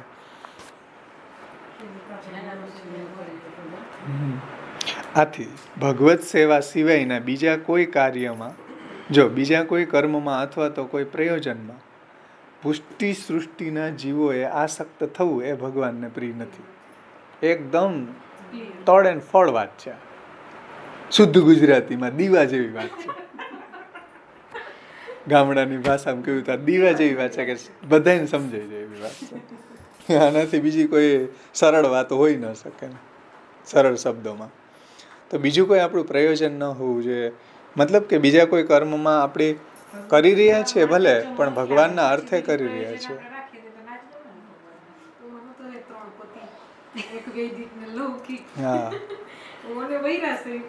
હા તો ભગવાનને વળી જાય. લોકે સ્વાસ્થ્યમ તથા વેદે હરિસ્તુ ન કરી શકે. માનસ વિશ્લેષણ. બાહ્ય, હવે જો આ સ્વરૂપેણ અવતારેણ લિંગેન ચ ગુણેન ચ ન તારતમ્યમ સ્વરૂપે દેહે વા તત્ક્રિયાસુ વા તથાપિ યાવતા કાર્યમ તાવત તસ્ય કરોતિ. એને સમજાવે છે એકદમ પ્રેક્ટિકલ. બધા જીવોની બાહ્ય દ્રષ્ટિથી જોતા પુષ્ટિમાર્ગી જીવોના સ્વરૂપ, દેહ, સ્વભાવ તેમજ વ્યવહાર પણ બધા જીવોની સમાન જ દેખાય છે. એટલે આમ જોઈએ તો પ્રવાહી જીવ હોય કે મર્યાદા જીવ હોય કે પુષ્ટિ જીવ હોય, એના આપણને એનું જીવન રહેણી કહેણી તો બધું ઓલું કમાવા જાય, આપણે જઈએ છીએ. એ ઘરમાં હંજવારી પોતા કરે, આપણે હંજવારી પોતા કરીએ. એ ભોજન રસોઈ બનાવે, આપણે બનાવીએ. એમ તો આ બધું આપણને સમાન દેખાય, પણ ડિફરન્સ ક્યાં છે એના અહીં મહાપ્રભુજી સમજાવે છે કે બધું સમાન છે. સ્વરૂપ એના અવતાર એને લિંગેને છે, ગુણેને છે, પણ ડિફરન્સ એ છે કે પરંતુ અંતે તો આધિદૈવિક, જો જીવના સ્વરૂપ, દેહ, સ્વભાવ તેમજ વ્યવહાર પણ બધા જીવોની સમાન જ હોય છે. પુષ્ટિ જીવોના પણ એવા જ હોય છે ને, પરંતુ અંતે તો આધિદૈવિક સ્વરૂપના ભજનાનંદમાં જ આ પુષ્ટિ જીવોને આકર્ષણ અને સંતોષનો અનુભવ થશે. કેમ કે તેઓની પાસેથી પ્રભુ આ જ કામ લેવા ઈચ્છે છે. તારતમ્ય, શું શબ્દ હતો? હા, તારતમ્યમ ન સ્વરૂપે દેહેવાત તથાપિ યાવતા કાર્યમ તાવત તસ્ય કરોતિ. તો પણ જેટલું કાર્ય, જેવું કાર્ય દેવી જીવો પાસેથી લેવું છે સેવાનું, એવું ભગવાન લેશે એની પાસે. ભલે બધા સમાન જ હોય, એ ઓની પાસે જ નથી લેવું. પ્રવાહ અને મર્યાદિત પાસેથી સેવા નથી લેવી. ભલે બધા સમાન છે, બધા સવારે ઉઠે છે, બધા ભોજન કરે છે, બધા કપડાં ધોવે છે, બધાનું જીવન આપણે જોઈએ તો આમ જોઈએ તો સમાન જ લાગે ને આપણા લોકની અંદર. પરંતુ દૈવી જીવો પાસેથી સેવા લઈ લેવી એ ભગવાનનો અનુગ્રહ છે, એ ભગવાનની પુષ્ટિ છે. એટલે કે છે આ શ્લોકમાં, હા, તથાપિ યાવતા કાર્યમ, ભલે સમાન જ છે તો પણ જેટલું કાર્ય ભગવાનને આ સેવાનું લેવું છે દૈવી જીવ પાસેથી, એટલું તો લેશે. એટલે એટલી તો કૃપા કરીને એની પાસે સેવા કરાવશે. ભલે બધાય સમાન હોય, પણ વિલક્ષણ ક્યાં છે? પુષ્ટિ દેવી જીવો ભગવત સેવા માટે બધું કરે છે. સૂવે છે તો સેવા માટે, જાગે છે તો સેવા માટે, આજીવિકાએ જાય છે તો સેવા માટે, રસોઈ બનાવે છે તો ભગવાન માટે બનાવે છે. તો એ એની વિલક્ષણતા છે, સમજીશ ને? એ રસોઈ બનાવે, પ્રવાહી જીવો, મર્યાદા જીવો રસોઈ બનાવે. આપણે કારણ કે બધાને પેટ લાગ્યા છે, પણ આપણે પ્રભુને માટે બનાવીએ છીએ, સમજીશ ને વાત? પ્રવાહી જીવો છે એ પોતાના પેટ માટે બનાવે છે. તો આ એની વિલક્ષણતા છે. ભલે બધું સમાન દેખાતું હોવા છતાંય એની વિલક્ષણતા આ છે, જે વાત મહાપ્રભુજી આમાં સમજે. તથાપિ યાવતા કાર્યમ તાવત તસ્ય કરો. તથાપિ યાવતા એટલે જેટલું કાર્ય ભગવાનને એની પાસેથી લેવું છે સેવા, એટલું તો એની પાસેથી લેશે. એ એની વિલક્ષણતા છે, એ ઓની પાસેથી નહીં લે. બધાય સમાન હોવા છતાંય પણ દૈવી જીવો પાસેથી પ્રભુ સેવા લેશે.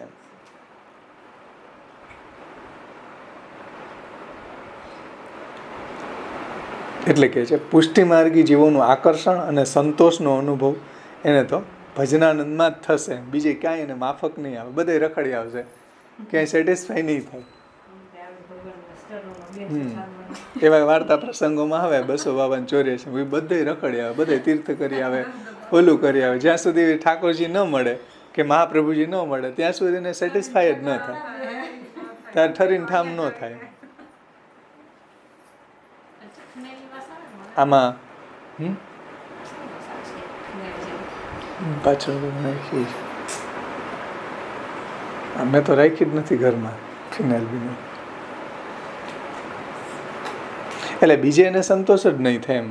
કોઈ પણ, જેમ દિનકર દાસનો બહુ સુંદર પ્રસંગ આવ્યો, ભાઈ કેટલી કથાઓ સાંભળી, કેટલા બધા સંત મહાત્માઓ પુરુષો, પણ એને ક્યાંય સેટિસ્ફાય ન થયું. જ્યારે મહાપ્રભુજીના મુખારવિંદથી કથા સાંભળી ત્યારે એને આંસુનો પ્રવાહ વહેવા માંડ્યો કે હાય હાય, એટલો જિંદગી મારી વ્યર્થ ગઈ. ત્યારે એને કીધું કે મારી જિંદગીમાં આવી કથા મેં પહેલી વાર સાંભળી. પછી મહાપ્રભુજી એને શરણે લીધા અને મહાપ્રભુજીને પછી રોજ કથાના મુખ્ય શ્રોતા બન્યા દિનકરદાસ શેઠ. કહેવાનું તાત્પર્ય છે કે જ્યાં સુધી ભગવાન ન મળે ત્યાં સુધી દૈવી જીવ છે એને સેટિસ્ફાય ન થાય, એને સંતોષ ન થાય ક્યાંય. પ્રભુ ન મળે, મહાપ્રભુજી ન મળે ત્યાં સુધી રખડતો રહે. ક્યાંય એને બીજે બધા માર્ગોમાં બધી જગ્યાએ રખડી આવે, પણ એને સંતોષ ન થાય ક્યાંય. અને ભગવાન મળે, ભગવાનની સેવા કરે ત્યારે જ એને સંતોષ થાય. એટલે અહીં કહે છે કે ભજનાનંદમાં જ આ પુષ્ટિજીવોને આકર્ષણ અને સંતોષનો અનુભવ થશે. કેમ કે તેઓની પાસેથી પ્રભુ આ જ કામ લેવા ઈચ્છે છે. તારતમ્યન ભગવત તથાપિ યાવતા કાર્ય તાવત તસ્ય કરોતિ. તો આ રીતે અહીંયા બહુ સુંદર એકદમ પ્રેક્ટિકલ આ વાતને અહીંયા સમજાવી છે. આ કલ્યાણ રયજી અલગ રીતે લે છે, એને આપણે જોઈ લઈએ. હવે લીલાના જીવોને એંગલથી આ શ્લોકને સમજાવ્યો છે. એમાં કલ્યાણરાયજી એ રીતે આજ્ઞા કરે છે કે શુદ્ધ પુષ્ટિ માર્ગી લીલા સૃષ્ટિ ભગવદ રૂપ હોને કે કારણ. હવે જો અહીંયાને કયો સંદર્ભ લીધો? શુદ્ધ પુષ્ટિ मार्गी लीला सृष्टि. आगे के श्लोक में अब आप श्री यह बता रहे हैं कि शुद्ध पुष्टि मार्गी में वे कौन सी योग्यताएं होती है जो उन्हें भगवद रूप सेवा में सहकार करती है. એને સમજાવે છે. મતલબ કે શુદ્ધ પુષ્ટિ માર્ગી જીવોમાં એવી કઈ યોગ્યતા છે કે જે એને ભગવત સ્વરૂપ સેવામાં ઉપયોગી છે, સહકારી છે? તો એના જવાબમાં કહે છે कि शुद्ध पुष्टि मार्गी लीला सृष्टि भगवद रूप होने के कारण उसकी भगवत स्वरूप से समानता है. समझो ध्यानથી, શુદ્ધ પુષ્ટિ માર્ગી લીલા સૃષ્ટિની વાત છે, એટલે વ્રજ ભક્તોની વાત છે એમ સમજી લો. એ લીલા સમકાલીનની વાત છે કે એ ભગવાનના સમાન જ છે. ભગવાનની સાથે જે લીલા કરવાવાળા જીવો છે જેમ કે વ્રજ ભક્તો, એ ભગવાનની સમાન છે. જો સમાનતા है, भगवत स्वरूप से समानता है. भगवत स्वरूप से समानता है माने कि सच्चिदानंद रूप છે. ભગવાન છે એ સચ્ચિદાનંદ રૂપ છે. એમ આ બધા લીલા મધ્યપાતી જીવો છે એ પણ ત્યાં સચ્ચિદાનંદ રૂપ છે. અને લીલા સૃષ્ટિના વૃક્ષો છે, પશુ પક્ષી બધા સચ્ચિદાનંદ રૂપ છે. તો એટલે એમાં ભેદ નથી એમ, સ્વરૂપમાં, અવતારમાં, ચિહ્નમાં, ગુણોમાં. जैसे भगवान के अवतार को प्रादुर्भाव कहा जाता है, जीव की भांति जन्म होता नहीं है. એટલે ભગવાનનો અવતાર થાય તો એને પ્રાદુર્ભાવ કહેવાય, એટલે પ્રાગટ્ય કહેવાય. ભગવાનનો જે છે એ જીવની જેમ જન્મ ન થાય, માતાના ગર્ભમાં 9 મહિના રહે પછી જન્મ થાય, એવો ભગવાનનો ક્યારેય જન્મ પ્રાકૃતવત ન થાય. ભગવાનનો જે પ્રાગટ્ય થાય અલૌકિક રીતે. तो एम कहे छे कि जीव की भांति जन्म नहीं होता है, वैसे ही मुख्य भक्त अर्थात शुद्ध पुष्टि जीव का भी प्रादुर्भाव होता है. अतः अवतार की दृष्टि से भी वे भगवान के समान ही होते हैं. એટલે જે આવા શુદ્ધ પુષ્ટિ માર્ગી જીવો છે એનું પ્રાગટ્ય થાય છે ભગવાનની જેમ. એટલે એનું સામ્ય બતાવ્યું. સ્વરૂપથી, ભગવાનના સ્વરૂપથી આ ભક્તોનું સ્વરૂપ અલગ નથી. પછી ભગવાનનું પ્રાગટ્ય થાય એ રીતે આ પુષ્ટિ જીવોનું પ્રાગટ્ય થાય છે. જેમ ભગવાનના શ્રી અંગમાંથી સ્વામિનીઓ પ્રગટ થયા ને, ઠાકોરજીના વામ અંગમાંથી સ્વામિનીજીઓ પ્રગટ થયા, એમાંથી પછી બધી એની સખ્યો પ્રગટ થઈ. તો બધું પ્રાગટ્ય અલૌકિક થયું એમ લીલા સૃષ્ટિના જીવોનું. ગિરિરાજજી પ્રગટ થયા, યમુનાજી પ્રગટ થયા. કોઈ ભૌતિક જેમ માણસનો જન્મ થાય એવી રીતના એનો જન્મ નથી થયો. એટલે જો સ્વરૂપથી, અવતારથી ભેદ નથી. લીલા સૃષ્ટિના જીવોની વાત આવી રહી છે. આમાં પરિચયમાં આધુનિક કોન્ટેક્સમાં સમજાયું હતું કે ભાઈ આધુનિક જે બી જીવો છે એના સ્વરૂપમાં, અવતારમાં, ચિહ્નોમાં ભેદ નથી, છતાંય ભગવાન એની પાસેથી સેવા લઈ લે છે. અહીંયા એને કયો સંદર્ભ લીધો? સ્વરૂપેણ અવતારેણ લિંગેન ચ ગુણેન ચ સ્વરૂપે વા અવતારે દેહે વા તત્ક્રિયાસ્વા ન તારતમ્ય. તો અહીંયા જે કોન્ટેક્સ લીધો એ લીલા સૃષ્ટિના જીવોનો લીધો. એટલે ટીકાકારની આંખો બદલી ગયું છે. અહીંયા પરિચયમાં એકદમ પ્રેક્ટિકલ આધુનિક કોન્ટેક્સમાં લીધું. અહીંયા જે લીધું છે એ લીલા સૃષ્ટિની વાત છે કે ભાઈ ભગવાનમાં અને વ્રજ ભક્તોમાં કોઈ ડિફરન્સ નથી. અવતારથી નથી, કારણ કે એનું પ્રાગટ્ય થાય, ભક્તોનું પ્રાગટ્ય થાય એમ. अलौकिकता बताने वाले भगवान के संग नृत्य आदि कर सकने का सामर्थ्य इतने में. એટલે સ્વરૂપેણ અવતારેણ લિંગેન ચ ગુણેન ચ. સ્વરૂપેણ અવતારેણ લિંગેન ચ ગુણેન ચ. તો એવું ઐશ્વર્ય વગેરે ગુણો જે છે એવા ભગવાનમાં છે, એવા આનામાંય છે. એટલે તો એ ભગવાનની સાથે નૃત્ય આદि લીલા કરી શકે. तो अलौकिकता बताने वाले भगवान के संग नृत्य आदि कर सकने का सामर्थ्य इनमें विद्यमान है. इनमें यानी आ लीला सृष्टि ना जीवों में उस इनमें विद्यमान होने के कारण उन चिन्हों की दृष्टि से भी ये भगवान के समान है. એટલે અવતારના એંગલથી ની ભગવાનની સમાન છે અને ચિહ્નની, લિંગની એંગલથી પણ ભગવાનના સમાન છે. પછી ગુણના એંગલથી સમજાવે છે. ગુણા अर्थात सौंदर्य इत्यादि गुण. तो सौंदर्य की दृष्टि से इनकी भगवान से समानता होनी तो खैर स्पष्ट ही है. એટલે સૌંદર્યના એંગલથી વિચારીએ તો એ પણ ભગવાનની સમાન જ છે. એનું સૌંદર્યનું વર્ણન કીર્તનોની અંદર ને આપણે જોઈએ તો આપણને એ વાતની સમજ આવે કે જેવું ભગવાનનું વર્ણન છે એવું વ્રજભક્તોનું વર્ણન છે, એવું લીલા સૃષ્ટિના જીવોનું વર્ણન છે, તો એ અલૌકિક વર્ણન છે. હા, એમાંય તમે જુઓ આખી લીલાનું વર્ણન છે પ્રભુના પ્રાગટ્યની. બ્રજભયો મહાર કે કહેવાનું તાત્પર્ય છે કે ગુણ अर्थात सौंदर्यથી भगवान समान है. इसलिए ज्ञात होता है कि इनकी क्रिया में, इनके स्वरूप में एवं इनकी देह में भगवान से कोई भी अंतर नहीं है. એટલે લીલા સૃષ્ટિના જીવો ભગવાનની સાથે એનો કોઈ અંતર નથી. એનું સ્વરૂપથી, અવતારથી, લિંગથી ભગવાનના સમાન જ છે.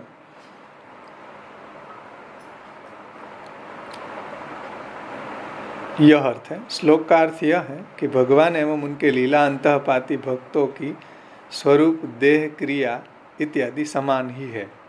न कोई किसी से अधिक है और न ही कोई किसी से कम है. બધા સચ્ચિદાનંદ રૂપ છે, બધા ભગવદ રૂપ છે, બધામાં આનંદાંશ પ્રગટ થઈ ગયો છે, એટલે સમાન છે. બાકી ભગવાનના જેવું માનો કે કોમળતા, રુજુતા, પછી ઐશ્વર્ય, એવું આપણને ભગવદીઓમાં જોવા મળે ને. જેમ કુમનદાસ વગેરેમાં ઐશ્વર્ય છે, રાજાને કહી દેવું તો જે ઐશ્વર્ય ક્યાંથી આવ્યું? તો કે ભગવાનનો જ ઐશ્વર્ય ગુણ છે. એમ તો ઐશ્વર્યના એંગલથી એમાં સમાનતા છે.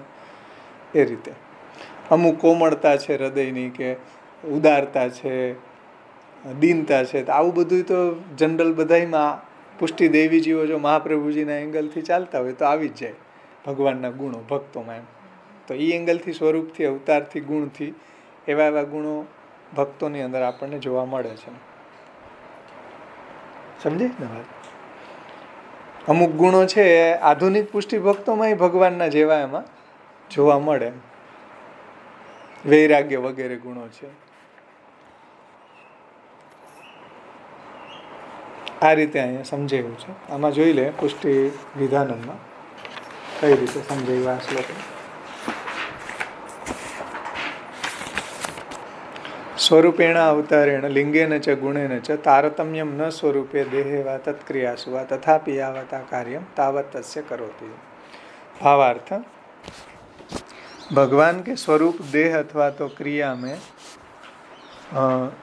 स्वरूप करी के, अवतार करी के, चिन्ह करी के और गुण करी के भगवान सु यद्यपि तारतम्य नहीं है, तथापि जितने तारतम्य सु रमणात्मक कार्य सिद्ध होवे हैं तितनो भक्तन में तारतम्य भगवान करे. आ લીટી રહી ગઈ કલ્યાણ રહી છે,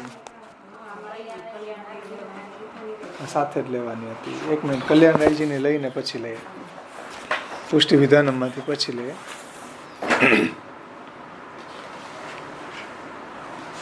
એમાં જુઓ, तथापि यावत कार्यम तावत तस्य करोति. कल्याण रायजी, तथापि भगवान अपने खुद के लिए अपने एवं ऐसी लीला सृष्टि के भक्तों के बीच कुछ अंतर पैदा कर देते हैं. એટલે ભલે બધાય સમાન જ છે. અહીં શું કીધું? ભગવાનના સ્વરૂપથી, અવતારથી, ચિહ્નથી, ગુણથી ભગવાન અને ભક્તોમાં કોઈ તારતમ્ય નથી. છતાં પણ भगवान છે એ લીલા सृष्टि के भक्तों के बीच में कुछ अंतर पैदा कर देते हैं. यह आचार्य चरण अग्रिम श्लोक में कहते कि तथापि જેની પાસેથી જેવું કાર્ય લેવું હોય એવું ઈ કરે છે. એટલે એટલું અંતર ભગવાન એમાં પ્રગટ કરી દે છે. એ શું એને સમજાવે છે कि इस श्लोक में आप श्री समझाते हैं कि स्वरूप, क्रिया इत्यादि दृष्टि से समान होने पर भी भगवान अपना कार्य करने के लिए अर्थात रमण करने के लिए अपने एवं भक्तों के बीच इतनी ही मात्रा में अंतर पैदा कर देते हैं जितने अंतर से रमण संपन्न हो सके.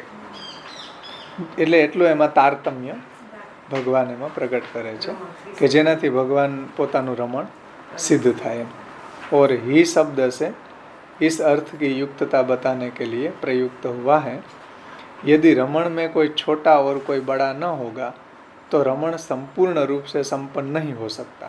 હવે રમણ કરવામાં કોઈ નાનો કોઈ મોટો અલગ અલગ પાત્ર હોય ને તો રમણ સંપન્ન થાય ને. માનો કે આપણે શ્રી રામનું નાટક કરવું હોય અત્યારે તો કોઈને શૂર્પણખા બનવું જ પડે. કોઈને રાવણ બનવું પડે ને કોઈને લક્ષ્મણ બનવું પડે ને કોઈને વિભીષણ બનવું પડે. તો આ તારતમ્ય પ્રગટ કરવું પડે તો રમણ થાય. અહીં કીધું કે તથાપી યાવતા કાર્યમ તાવત તસ્ય કરોતિ. એટલે છે બધાય ભક્તો, છતાંય ભગવાને લીલા સૃષ્ટિમાં તારતમ્ય પ્રગટ કર્યું. ભાઈ કોઈ ગિરિરાજજી થઈ ગયા, યમુનાજી બની ગયા, વૃક્ષ બની ગયા, કોઈ બધાય ભક્તો જ છે. કોઈ પશુ પક્ષી બની ગયા, કોઈ હરણ બની ગયા, કોઈ ગોપસખા બની ગયા, કોઈ વૃક્ષ ભક્તો બની ગયા. તો આજે તારતમ્ય પ્રગટ કર્યું લીલા સૃષ્ટિમાં. આવું ન હોય તો લીલાનો આનંદ શું આવે? બધાય ગોપસખાઓ જ હોય ને બીજું કોઈ ન હોય તો કેમ લીલાનો? કોઈ ગાયું બની ગયા તો ગાયું ભક્તો જ છે. ત્યાં તો બધું જ ભક્તો બન્યા છે. સેવા ઉપયોગી જે બી સામગ્રી છે, ફૂલો છે, તો એ ભક્તોના સ્વરૂપો છે. બધું સચ્ચિદાનંદ રૂપ છે. તો આવું જે તારતમ્ય લીલા માટે ભગવાન પ્રગટ કરે છે, ભલે બધું સમાન જ છે. સમાન મતલબ સચ્ચિદાનંદ રૂપ છે. સ્વરૂપેણ અવતારણ લિંગેન છે ગુણેન છે ન તારતમ્યમ સ્વરૂપે દેહેવા તત્ક્રિયાશુ તથાપી યાવતા કાર્ય તાવત તસ્ય કરોતિ. સમાન જ છે. જેમ રજભક્તો સમાન છે, છતાં તારતમ્ય ભગવાને પ્રગટ કર્યું કે કોઈ તામસ છે, કોઈ રાજસ છે, કોઈ સાત્વિક છે, કોઈ નિર્ગુણ છે. આમાં એવા 4 ભેદ કરી દીધા લીલા માટે. ભગવાનને રમણ કરવું છે એ રીતે. તો રમણનો આનંદ આવે ને. વૈવિધ્ય અને વૈચિત્ર્ય હોય તો રમણ થાય. વિવિધતા અને વૈચિત્રતા ન હોય તો રમણ ના થાય. સમજાય છે? અત્યારે લોકમાં એવું જોવા મળે, બધાને વિચિત્રતા જોઈએ, બધાને વૈવિધ્યતા જોઈએ. જોયા ને કેટલી ચેનલ આવે ટીવીમાં? 150 ચેનલ આવે. વિવિધતા થઈ ને. કંઈક વૈચિત્રતા જોઈએ. બધામાં વૈચિત્ર જોઈએ. ખાવામાં વૈચિત્રતા, કપડામાં વૈચિત્રતા, એ બધું અહીં લોકમાં જોવા મળે છે.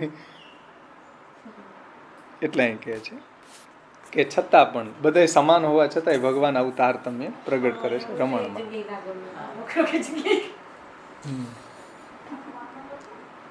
यदि रमण में कोई छोटा और कोई बड़ा न होगा तो रमण संपूर्ण रीति से संपन्न नहीं हो पाएगा. હવે લીલા સૃષ્ટિની અંદર કોઈ એમ કે ભાઈ અમે ગાય ન બનીએ તો રમણ ના થાય ને. કોઈ ગોપસખા બની જાય, કોઈ વૃક્ષ બની જાય. તો આવું બધું તારતમ્ય ભગવાન પ્રગટ કરે છે लीला माटे. इसलिए भगवान की बाल लीलाओं का अर्थ भी ठीक ढंग से समझ में आ जाता है. क्योंकि बाल लीला में तो भगवान चाहे कितने भी सामर्थ्यवान क्यों न हो तथापि उन्हें बंधना भी होता है, निसहाय भी होना पड़ता है. એટલે બાળ લીલામાં પ્રભુ બાંધાઈ જાય છે યશોદામાંથી. નિસહાય થઈ જાય. બધા ગોપીઓ છે અને ચલાવે ત્યારે ચાલે તો એવા એકદમ સામર્થ્ય વિહીન હોય એવા પ્રભુ ત્યાં બની જાય છે. तथापि वो बंधना भी होता है, निसहाय भी होना पड़ता है. अतः कभी भगवान को छोटा भी बनना पड़ता है. એટલે ભગવાનની પાસે જુઓ એવી બાળ લીલા વખતે એવા બાલ ચેષ્ટા કરે છે, કિશોર લીલા વખતે એવી કિશોર ચેષ્ટા કરે છે. તો આ રીતે ભગવાન પણ એવો તારતમ્ય પ્રગટ કરે છે. ભક્તોમાં એવું તારતમ્ય પ્રગટ કરે છે, એમ પોતે પણ એવું તારતમ્ય પ્રગટ કરે છે.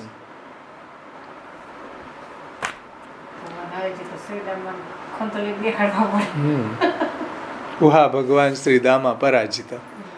હવે હારી ગયા તો હવે દાવ દ્યો, બેસાડો ખંભે.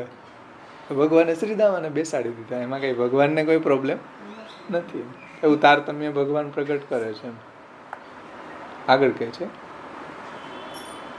આગળના શ્લોકને ना किसी को यह शंका होती है कि भगवान तो सर्व सामर्थ्यवान है, फिर वे कैसे बंध गए यशोदा जी से इत्यादि इत्यादि वगैरह. એટલે ભગવાન તો સર્વ સમર્થ છે, છતાંય તમે જુઓ તો અસામર્થ્યની લીલા બધી કરીને બંધાઈ જાય યશોદાજી પાસે, ડરી જાય. ત્રિવિધ નામાવલીમાં એવા નામ આવે, યશોદા તાડન સંત્રાસ નયનાર વિંદાય નમઃ. યશોદાજીના તાડનથી એકદમ ભયભીત નયનો વાળા ભગવાન. યશોદા તાડન સંત્રાસ નયનાર વિંદાય નમઃ. યશોદાજી ગુસ્સે થઈ રહ્યા છે ને એકદમ ભયભીત. બાળક કેમ બીતું હોય તમે જુઓ, બીતી વખતે એના ચહેરાનો હાવભાવ જુઓ, એવા ઠાકોરજી બની જાય. બચ્ચાઓને ડરતા હોય ને તમે એના મુખ સમૂહ જુઓ ને એકદમ ભયભીત બની જતા હોય. તો યશોદા તાડન સંત્રાસ નયનાર વિંદાય નમઃ એવું નામ આવે. તો એ સંદર્ભમાં એ કહે છે કે ભાઈ સર્વસમર્થ भगवान फिर ऐसे कैसे बंध गए इत्यादि इत्यादि. तो समझ लीजिए तो समझिए कि कहने का अर्थ यह है कि भगवान को रमण करना है, और रमण करने के लिए कभी कोई छोटा तो कभी कोई बड़ा होगा, तभी तो रमण हो पाएगा. એટલે ભગવાન એવી જ લીલા કરે, એવા એવા ભક્તોને નિરુદ્ધ કરવા માટે ભગવાન એવું એને દર્શન કરાવે.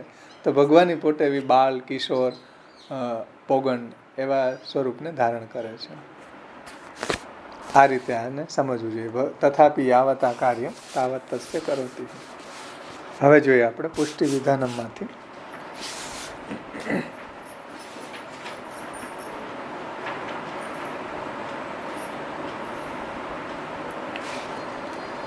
भक्तन के स्वरूप देह अथवा तो क्रियान में उठानिका है 259 पेज ऊपर. ऐसे सृष्टि के भेदंसु सबन के साधन भिन्न भिन्न है, तासु एक दूसरे के साधन मिल नहीं जाए हैं, तो हूँ लीला सृष्टि में उत्पन्न भये ऐसे भक्तन के स्वरूप देह तथा क्रिया में कुछ तारतम्य नहीं दिखवे में आवत है. तब ऊपर के श्लोक में जो सृष्टि प्रभृति को भेद सिद्ध कियो है सो व्यर्थ है. ऐसी काहू को शंका हो ताकि निवृत्ति के लिए तारतम्यम कहत है. એટલે ઉપર જે સૃષ્ટિનું વર્ણન કર્યું, લીલા સૃષ્ટિમાં ઉત્પન્ન સ્વરૂપથી, અવતારથી, ચિહ્નથી, એ બધું તો સમાન છે ને. ભક્તન કે સ્વરૂપ દેહ અને ક્રિયામાં કુછ તારતમ્ય નહીં દીખવામાં આવે. આવું તો ઉપરના શ્લોકમાં કીધું કે ભાઈ એમાં કોઈ તારતમ્ય નથી એમ. तब ऊपर के श्लोक में जो आउ तारतम्य न हो तो ऊपर तस्मात् जीवा पुष्टि मार्गे भिन्ना एवं न संशय भगवद रूप सेवार्थम तत्सृष्टि नान्यथा हो. तो तब ऊपर के श्लोक में जो सृष्टि प्रभृति को भेद सिद्ध कियो है, पुष्टि सृष्टि नो भेद जे समझायो है, भेद सिद्ध कियो है सो व्यर्थ हो जावे, ऐसी शंका काहू को होवे है उसकी निवृत्ति के लिए तारतम्य बताते. એટલે કે આવા જે લીલાની સૃષ્ટિ છે એનામાં પણ કંઈક ને કંઈક ભગવાન આવું તારતમ્ય પ્રગટ કરે છે, લીલા માટે કરે છે, પોતાને રમણ માટે કરે છે. આપણે રમણ કરવું હોય તો બધા અલગ અલગ પાત્ર ભજવે તો એક નાટક થાય ને. બધા સમાન જ છીએ ચલો, પણ કોઈને અલગ અલગ પાત્ર બની જવું પડે, એવું તારતમ્ય પ્રગટ કરવું પડે. બધા એક હરખા હીરો જ બની જાય કે બધા રામ બની જાય તો રમણ ન સારી રીતે થાય. કોઈને લક્ષ્મણ બનવું પડે, કોઈને ભરત બનવું પડે, કોઈને વિભીષણ બનવું પડે, કોઈને શૂર્પણખાઈ બનવું પડે, તો રમણ સારી રીતે સંપન્ન થાય. તો એ વાતને હવે સમજાવે છે કે ભક્તન કે સ્વરૂપ દેહ અથવા તો ક્રિયાન્વે સ્વરૂપ કરી કે અવતાર કરી કે ચિહ્ન કરી કે ઓર ગુણ કરી કે ભગવાન સુ यद्यपि આ લીલા સૃષ્ટિના જીવોને તારતમ્ય નહીં હે, તથાપિ જીતને તારતમ્ય સુ રમણાત્મક કાર્ય સિદ્ધ હોય તીતનો ભક્તન કે તારતમ્ય ભગવાન કરે. એટલે જેટલું રમણ કરવા માટે જેટલું એમાં તારતમ્ય પ્રગટ કરવું છે એટલું ભગવાન એમાં કરી દે છે. એટલે એટલી વિવિધતા ભગવાન એમાં પ્રગટ કરે છે. इतने भगवान जैसे आनंद रूप रसघन है तैसे भक्त हूँ आनंद घन रसघन, आनंद रूप रसघन है. એટલે જેવા ભગવાન છે એવા ભક્ત પણ છે. जैसे अलौकिक रीति सु शुद्ध सत्व में ही भगवान को अवतार होवे हैं तैसे ही भक्तन को अवतार है. એટલે ભગવાનનો જેમ અવતાર શુદ્ધ સત્વમાં થાય એમ ભક્તનો અવતાર શુદ્ધ સત્વ. ભક્તનો સાત્વિકા ભગવત ભક્તા એ મુક્તાવધિકારીણ ભવાંત સંભવા દૈવા તે સામર્થ્ય નિરૂપિત. એમ મહાપ્રભુજી નિબંધની શરૂઆતના શ્લોકોમાં મંગલાચરણમાં જ કહે. એટલે ભગવાનનું પ્રાગટ્ય છે એ સત્વનો આધાર લઈને થાય. શુદ્ધ સત્વનો આધાર એટલે કે એક પ્રાકૃતિક ગુણ સત્વ છે, પ્રકૃતિના ગુણ સાત્વિક, રાજસ અને તામસ, અને એક ભગવાનના નિર્ગુણ સત્વ છે, નિર્ગુણ રાજસ, નિર્ગુણ તમ. એમ સમજાણું વાત? એક પ્રકૃતિના ગુણો છે સાત્વિક, રાજસ અને તામસ, જે આપણે હમણાં સિદ્ધાંત મુક્તાવલીમાં જોયું કે ભાઈ જગતું ત્રિવિધમ પ્રોક્તમ. અને એક ભગવાનના ગુણો છે શુદ્ધ સત્વ, શુદ્ધ રજ, શુદ્ધ તમ અને નિર્ગુણ. તો એ નિર્ગુણના 3 ગુણો છે, મતલબ એ અલૌકિક છે, આ લૌકિક છે, આ ડિફરન્સ છે. તો ભગવાન જ્યારે પ્રગટ થાય ત્યારે એનો જે શ્રી વિગ્રહ હોય એ શુદ્ધ સત્વનો આધાર લઈને પ્રગટ થાય. સમજાણું? શુદ્ધ સત્વનો એ આધાર લે. એટલે ક્યારેક લે ને નહીં લે. પૂર્ણ પુરુષોત્તમને કંઈ દર વખતે આધાર લઈને પ્રગટ થવાની જરૂર નથી, પણ બીજા જે અવતારો છે એ શુદ્ધ સત્વનો આધાર લઈને પ્રગટ થાય. વિષ્ણુ છે એ શુદ્ધ સત્વમાં અંતર્યામીએ પ્રવેશ કર્યો તો એ વિષ્ણુ બની ગયા. શુદ્ધ રજોગુણની અંદર સમષ્ટિ અંતર્યામીએ પ્રવેશ કર્યો તો એ બ્રહ્માજી થઈ ગયા. શુદ્ધ તમો ગુણની અંદર સમષ્ટિ અંતર્યામીએ પ્રવેશ કર્યો એટલે શિવ બની ગયા. તો એ બધા શુદ્ધ સત્વથી બનેલા એના દેહ છે. જેમ મત્સ્ય ભગવાન પ્રગટ થયા તો એનો શ્રી વિગ્રહ શુદ્ધ સત્વનો છે. એટલે જોત જોતામાં એ હજારો યોજન લાંબા થઈ ગયા, સમુદ્ર જેવડા થઈ ગયા. કેમ થઈ ગયા? આપણે હવે 5 ફૂટની નથી થતા 50 વર્ષે. મતલબ આપણો દેહ પ્રાકૃતિક છે, શુદ્ધ સત્વનો નથી, ભૌતિક સત્વ છે. પ્રાકૃતિક સત્વ રજ અને તમ છે. જે અવતારો છે એના દેહ કેવા છે? શુદ્ધ સત્વના બનેલા છે, અલૌકિક છે, એવું અહીં કહે છે. એટલે એની અંદર પ્રાકૃતિના ગુણો કોઈ લાગુ ન પડે. આપણને લાગે કે ભાઈ અવડું બધું મત્સ્ય કેમ લાંબુ મોટું થઈ ગયું, એક જ રાતમાં થઈ જાય. શુદ્ધ સત્વનો અલૌકિક દેહ છે એનો. વરાહ ભગવાન પ્રગટ થયા, બ્રહ્માજીના નાકમાંથી પ્રગટ થયા. અવડા ચણાના દાણા, મગના દાણા જેવા, જોત જોતામાં પહાડ જેવડા થઈ ગયા. વરાહ ભગવાન છે પૃથ્વીને પછી સમુદ્રમાંથી લઈ એવી બ્રહ્માજી કે પૃથ્વી તો હવે સૃષ્ટિ તો રચો પણ પૃથ્વી ક્યાં? વરાહ ભગવાન પછી પધરાવ્યા. હવે આવી ટેન્શન થઈ ગયું તો બ્રહ્માજીના નાકમાંથી પ્રગટા વરાહ ભગવાન. હવે એનો જે શ્રી વિગ્રહ હતો એ શુદ્ધ સત્વનો હતો, એટલે જોત જોતામાં પહાડ જેવડા થઈ ગયા. આપણે એવડા ન થઈ શકીએ કારણ કે આપણું પ્રાકૃતિક દેહ છે. કહેવાનું તાત્પર્ય છે કે જે બી અવતારો છે એ બધા શુદ્ધ સત્વનો શ્રી વિગ્રહ વાળો હોય. એટલે મહાપ્રભુજીને વારંવાર સમજાવવું પડે કે ભાઈ ગુસાઈજીને પ્રાકૃત ધર્માનાશ્રય અપ્રાકૃત નિખિલ ધર્મ રૂપોમેથી. એવી પ્રાકૃત ધર્મ આપણા જેવા ભલે હસ્ત દેખાય પણ એ પ્રાકૃત ન સમજી લેતા. એવું વારંવાર ભગવાનને આમાં મહાપ્રભુજીને ગ્રંથોમાં સમજાવવું પડે કે આપણી વચ્ચે પ્રગટ થયા એટલે આપણા જેવા જ નથી એમ. એટલે શુદ્ધ સત્વનો બનેલો હોય એ વાત અહીં કરે છે. સમજાણું ને? આ જો આ શું બતાવે છે કે સ્વરૂપથી ભક્તો અને ભગવાનમાં ભેદ નથી. જેમ ભગવાન શુદ્ધ સત્વનો આધાર લઈને પ્રગટ થાય એમ ભક્તો પણ શુદ્ધ સત્વવાળા હોય છે એમ કહે છે. જો ભગવાન જैसे आनंद रूप रसघन है तैसे भक्त हूँ आनंद घन रसघन आनंद रूप रसघन है. जैसे अलौकिक रीति से शुद्ध सत्व में ही भगवान को अवतार हुए हैं तैसे ही भक्त को अवतार हुए हैं. जैसे ध्वजा वज्र यव अंकुश कमल प्रभृति भगवान के चिन्ह है. એટલે ભગવાનના ચરણ કમળની અંદર આવા ચિહ્નો છે. યવ છે, ધ્વજા છે, વજ્ર છે, અંકુશ છે, એના અલગ અલગ ભાવ છે. એવી ધજા છે એનાથી એની શ્રેષ્ઠતા બતાવી છે ધજાની. એમ ભગવાનના જે ભક્તિ કરવાવાળા છે એ સૌથી શ્રેષ્ઠ છે. પછી અંકુશ છે તો અંકુશ જેમ હાથી છે એને કંટ્રોલ કરે છે એમ અંકુશનું ધ્યાન ધરવાથી મન જે છે એ કંટ્રોલ થાય છે. હાથી જેવું મન છે એ કંટ્રોલ થાય, ભગવાનમાં લાગે એમ. એ રીતે વજ્ર છે તો વજ્ર શું કરે? પાપોના ઢગલાઓને કાપનારું છે, ભક્તોના પાપોને ખંડ. એમ વજ્રના ધ્યાનથી ભક્તના પાપનો નાશ થાય છે. તો એ જે ભગવાનના ચરણમાં ચિહ્ન છે એની કોઈક અલગ ભાવનાઓ છે.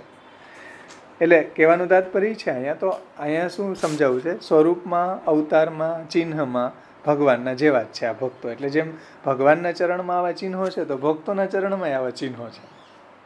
લીલા મધ્યપાતી જીવોની વાત છે. तो जैसे ध्वजा वज्र यव अंकुश कमल प्रभृति भगवान के चिन्ह है वैसे ही भक्तन के हूँ होत है. एम भक्तों चरण कमल में आवा चिन्हों છે.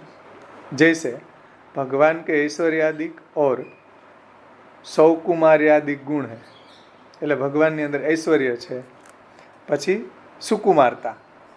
ભગવાન સુકુમાર છે, એકદમ કોમળ છે, નવનીત જેવા. तो भगवान ऐश्वर्य वाड़ा है और सौकुमार आदि गुण है तैसे ही भक्तन के हैं. एवं भक्ताना एवं गुणों है सुकुमारता પછી ऐश्वर्य वगैरह. तासु इन संबंध धर्म करी के भगवान के स्वरूप सु भगवान के स्वरूप में तथा भक्तन के देह सु भक्त भगवान के देह सु भक्तन के देह में तथा भगवान की क्रिया सु भक्तन की क्रिया में तारतम्य नहीं है. अर्थात भगवान के समान ही देह ક્રિયા અને સ્વરૂપ છે. ભક્તો જેવા છે એલા ભગવાન જેવા છે એવા જ ભક્તો છે. अर्थात भगवान के समान ही है. तथापि जितने तारतम्य सो सब प्रकार की लीला सिद्ध होवे हैं તિતનો તારતમ્ય ભગવાન ભક્તન કે ભક્તન મેં કરતે, છતાંય ભગવાન એવું તારતમ્ય એમાં પ્રગટ કરે છે લીલા માટે. કોઈ સાત્વિક બની જાય, કોઈ રાજસ બની જાય, કોઈ તામસ બની જાય, કોઈ નિર્ગુણ બની જાય, કોઈને પશુ પક્ષી બનાવી જાય, કોઈ વૃક્ષ બની જાય, કોઈ લતા પતા બની જાય, કોઈ ગોપસખા બની જાય, કોઈ ગાયો બની જાય, કોઈ હરણ બની જાય. બધું તારતમ્ય ભગવાને લીલા માટે પ્રગટ કર્યું. આ લીલાના એંગલથી સમજાયું. સમાન હોવા છતાંય, ભગવાનની સમાન હોવા છતાંય ભગવાન આવું તારતમ્ય એમાં પ્રગટ કરે છે. એ બધા સચ્ચિદાનંદ રૂપ. તો આ લીલાના એંગલથી સમજાયું. બાવાશ્રીએ આમાં એ રીતે સમજાવ્યું, ત્રણેય જીવોના એંગલથી સમજાવ્યું. ત્રણેય જીવોના દેહ, સ્વરૂપ, ચિહ્ન બધું સમાન દેખાય આપણને. એનું ખાવું પીવું, શું ઉઠવું બેસવું, પણ તથાપી આવતા કાર્ય છતાંય ભગવાન એની પાસેથી સેવા તો એટલે પુષ્ટિજીવોનું એ બધું જ ભગવત સેવા માટે છે, એનું ટોટલી જીવન. અને પ્રવાહી જીવો છે એ પોતાના માટે જીવતા છે, મર્યાદા માર્ગી જીવો મોક્ષ મેળવવા માટે જીવતા છે. તો આવું તારતમ્ય છે જુઓ ત્રણેયમાં. ભલે ત્રણેય ખાઈ પીએ છે, સુવે ઉઠે બેસે બધું કરે, પણ ત્રણેયમાં તારતમ્ય છે. જુઓ મર્યાદા માર્ગીનો ગોલ અલગ છે, પુષ્ટિ માર્ગીનો ગોલ અલગ છે, પ્રવાહ માર્ગીનો ગોલ અલગ છે. તો અહીંયા આ શ્લોક સંપન્ન થાય છે. એટલે બધાને બે રીતે આ શ્લોકને સમજાવ્યા, આધુનિક એંગલથી અને લીલાના એંગલથી. તો આ ક્લિયર થવું જોઈએ.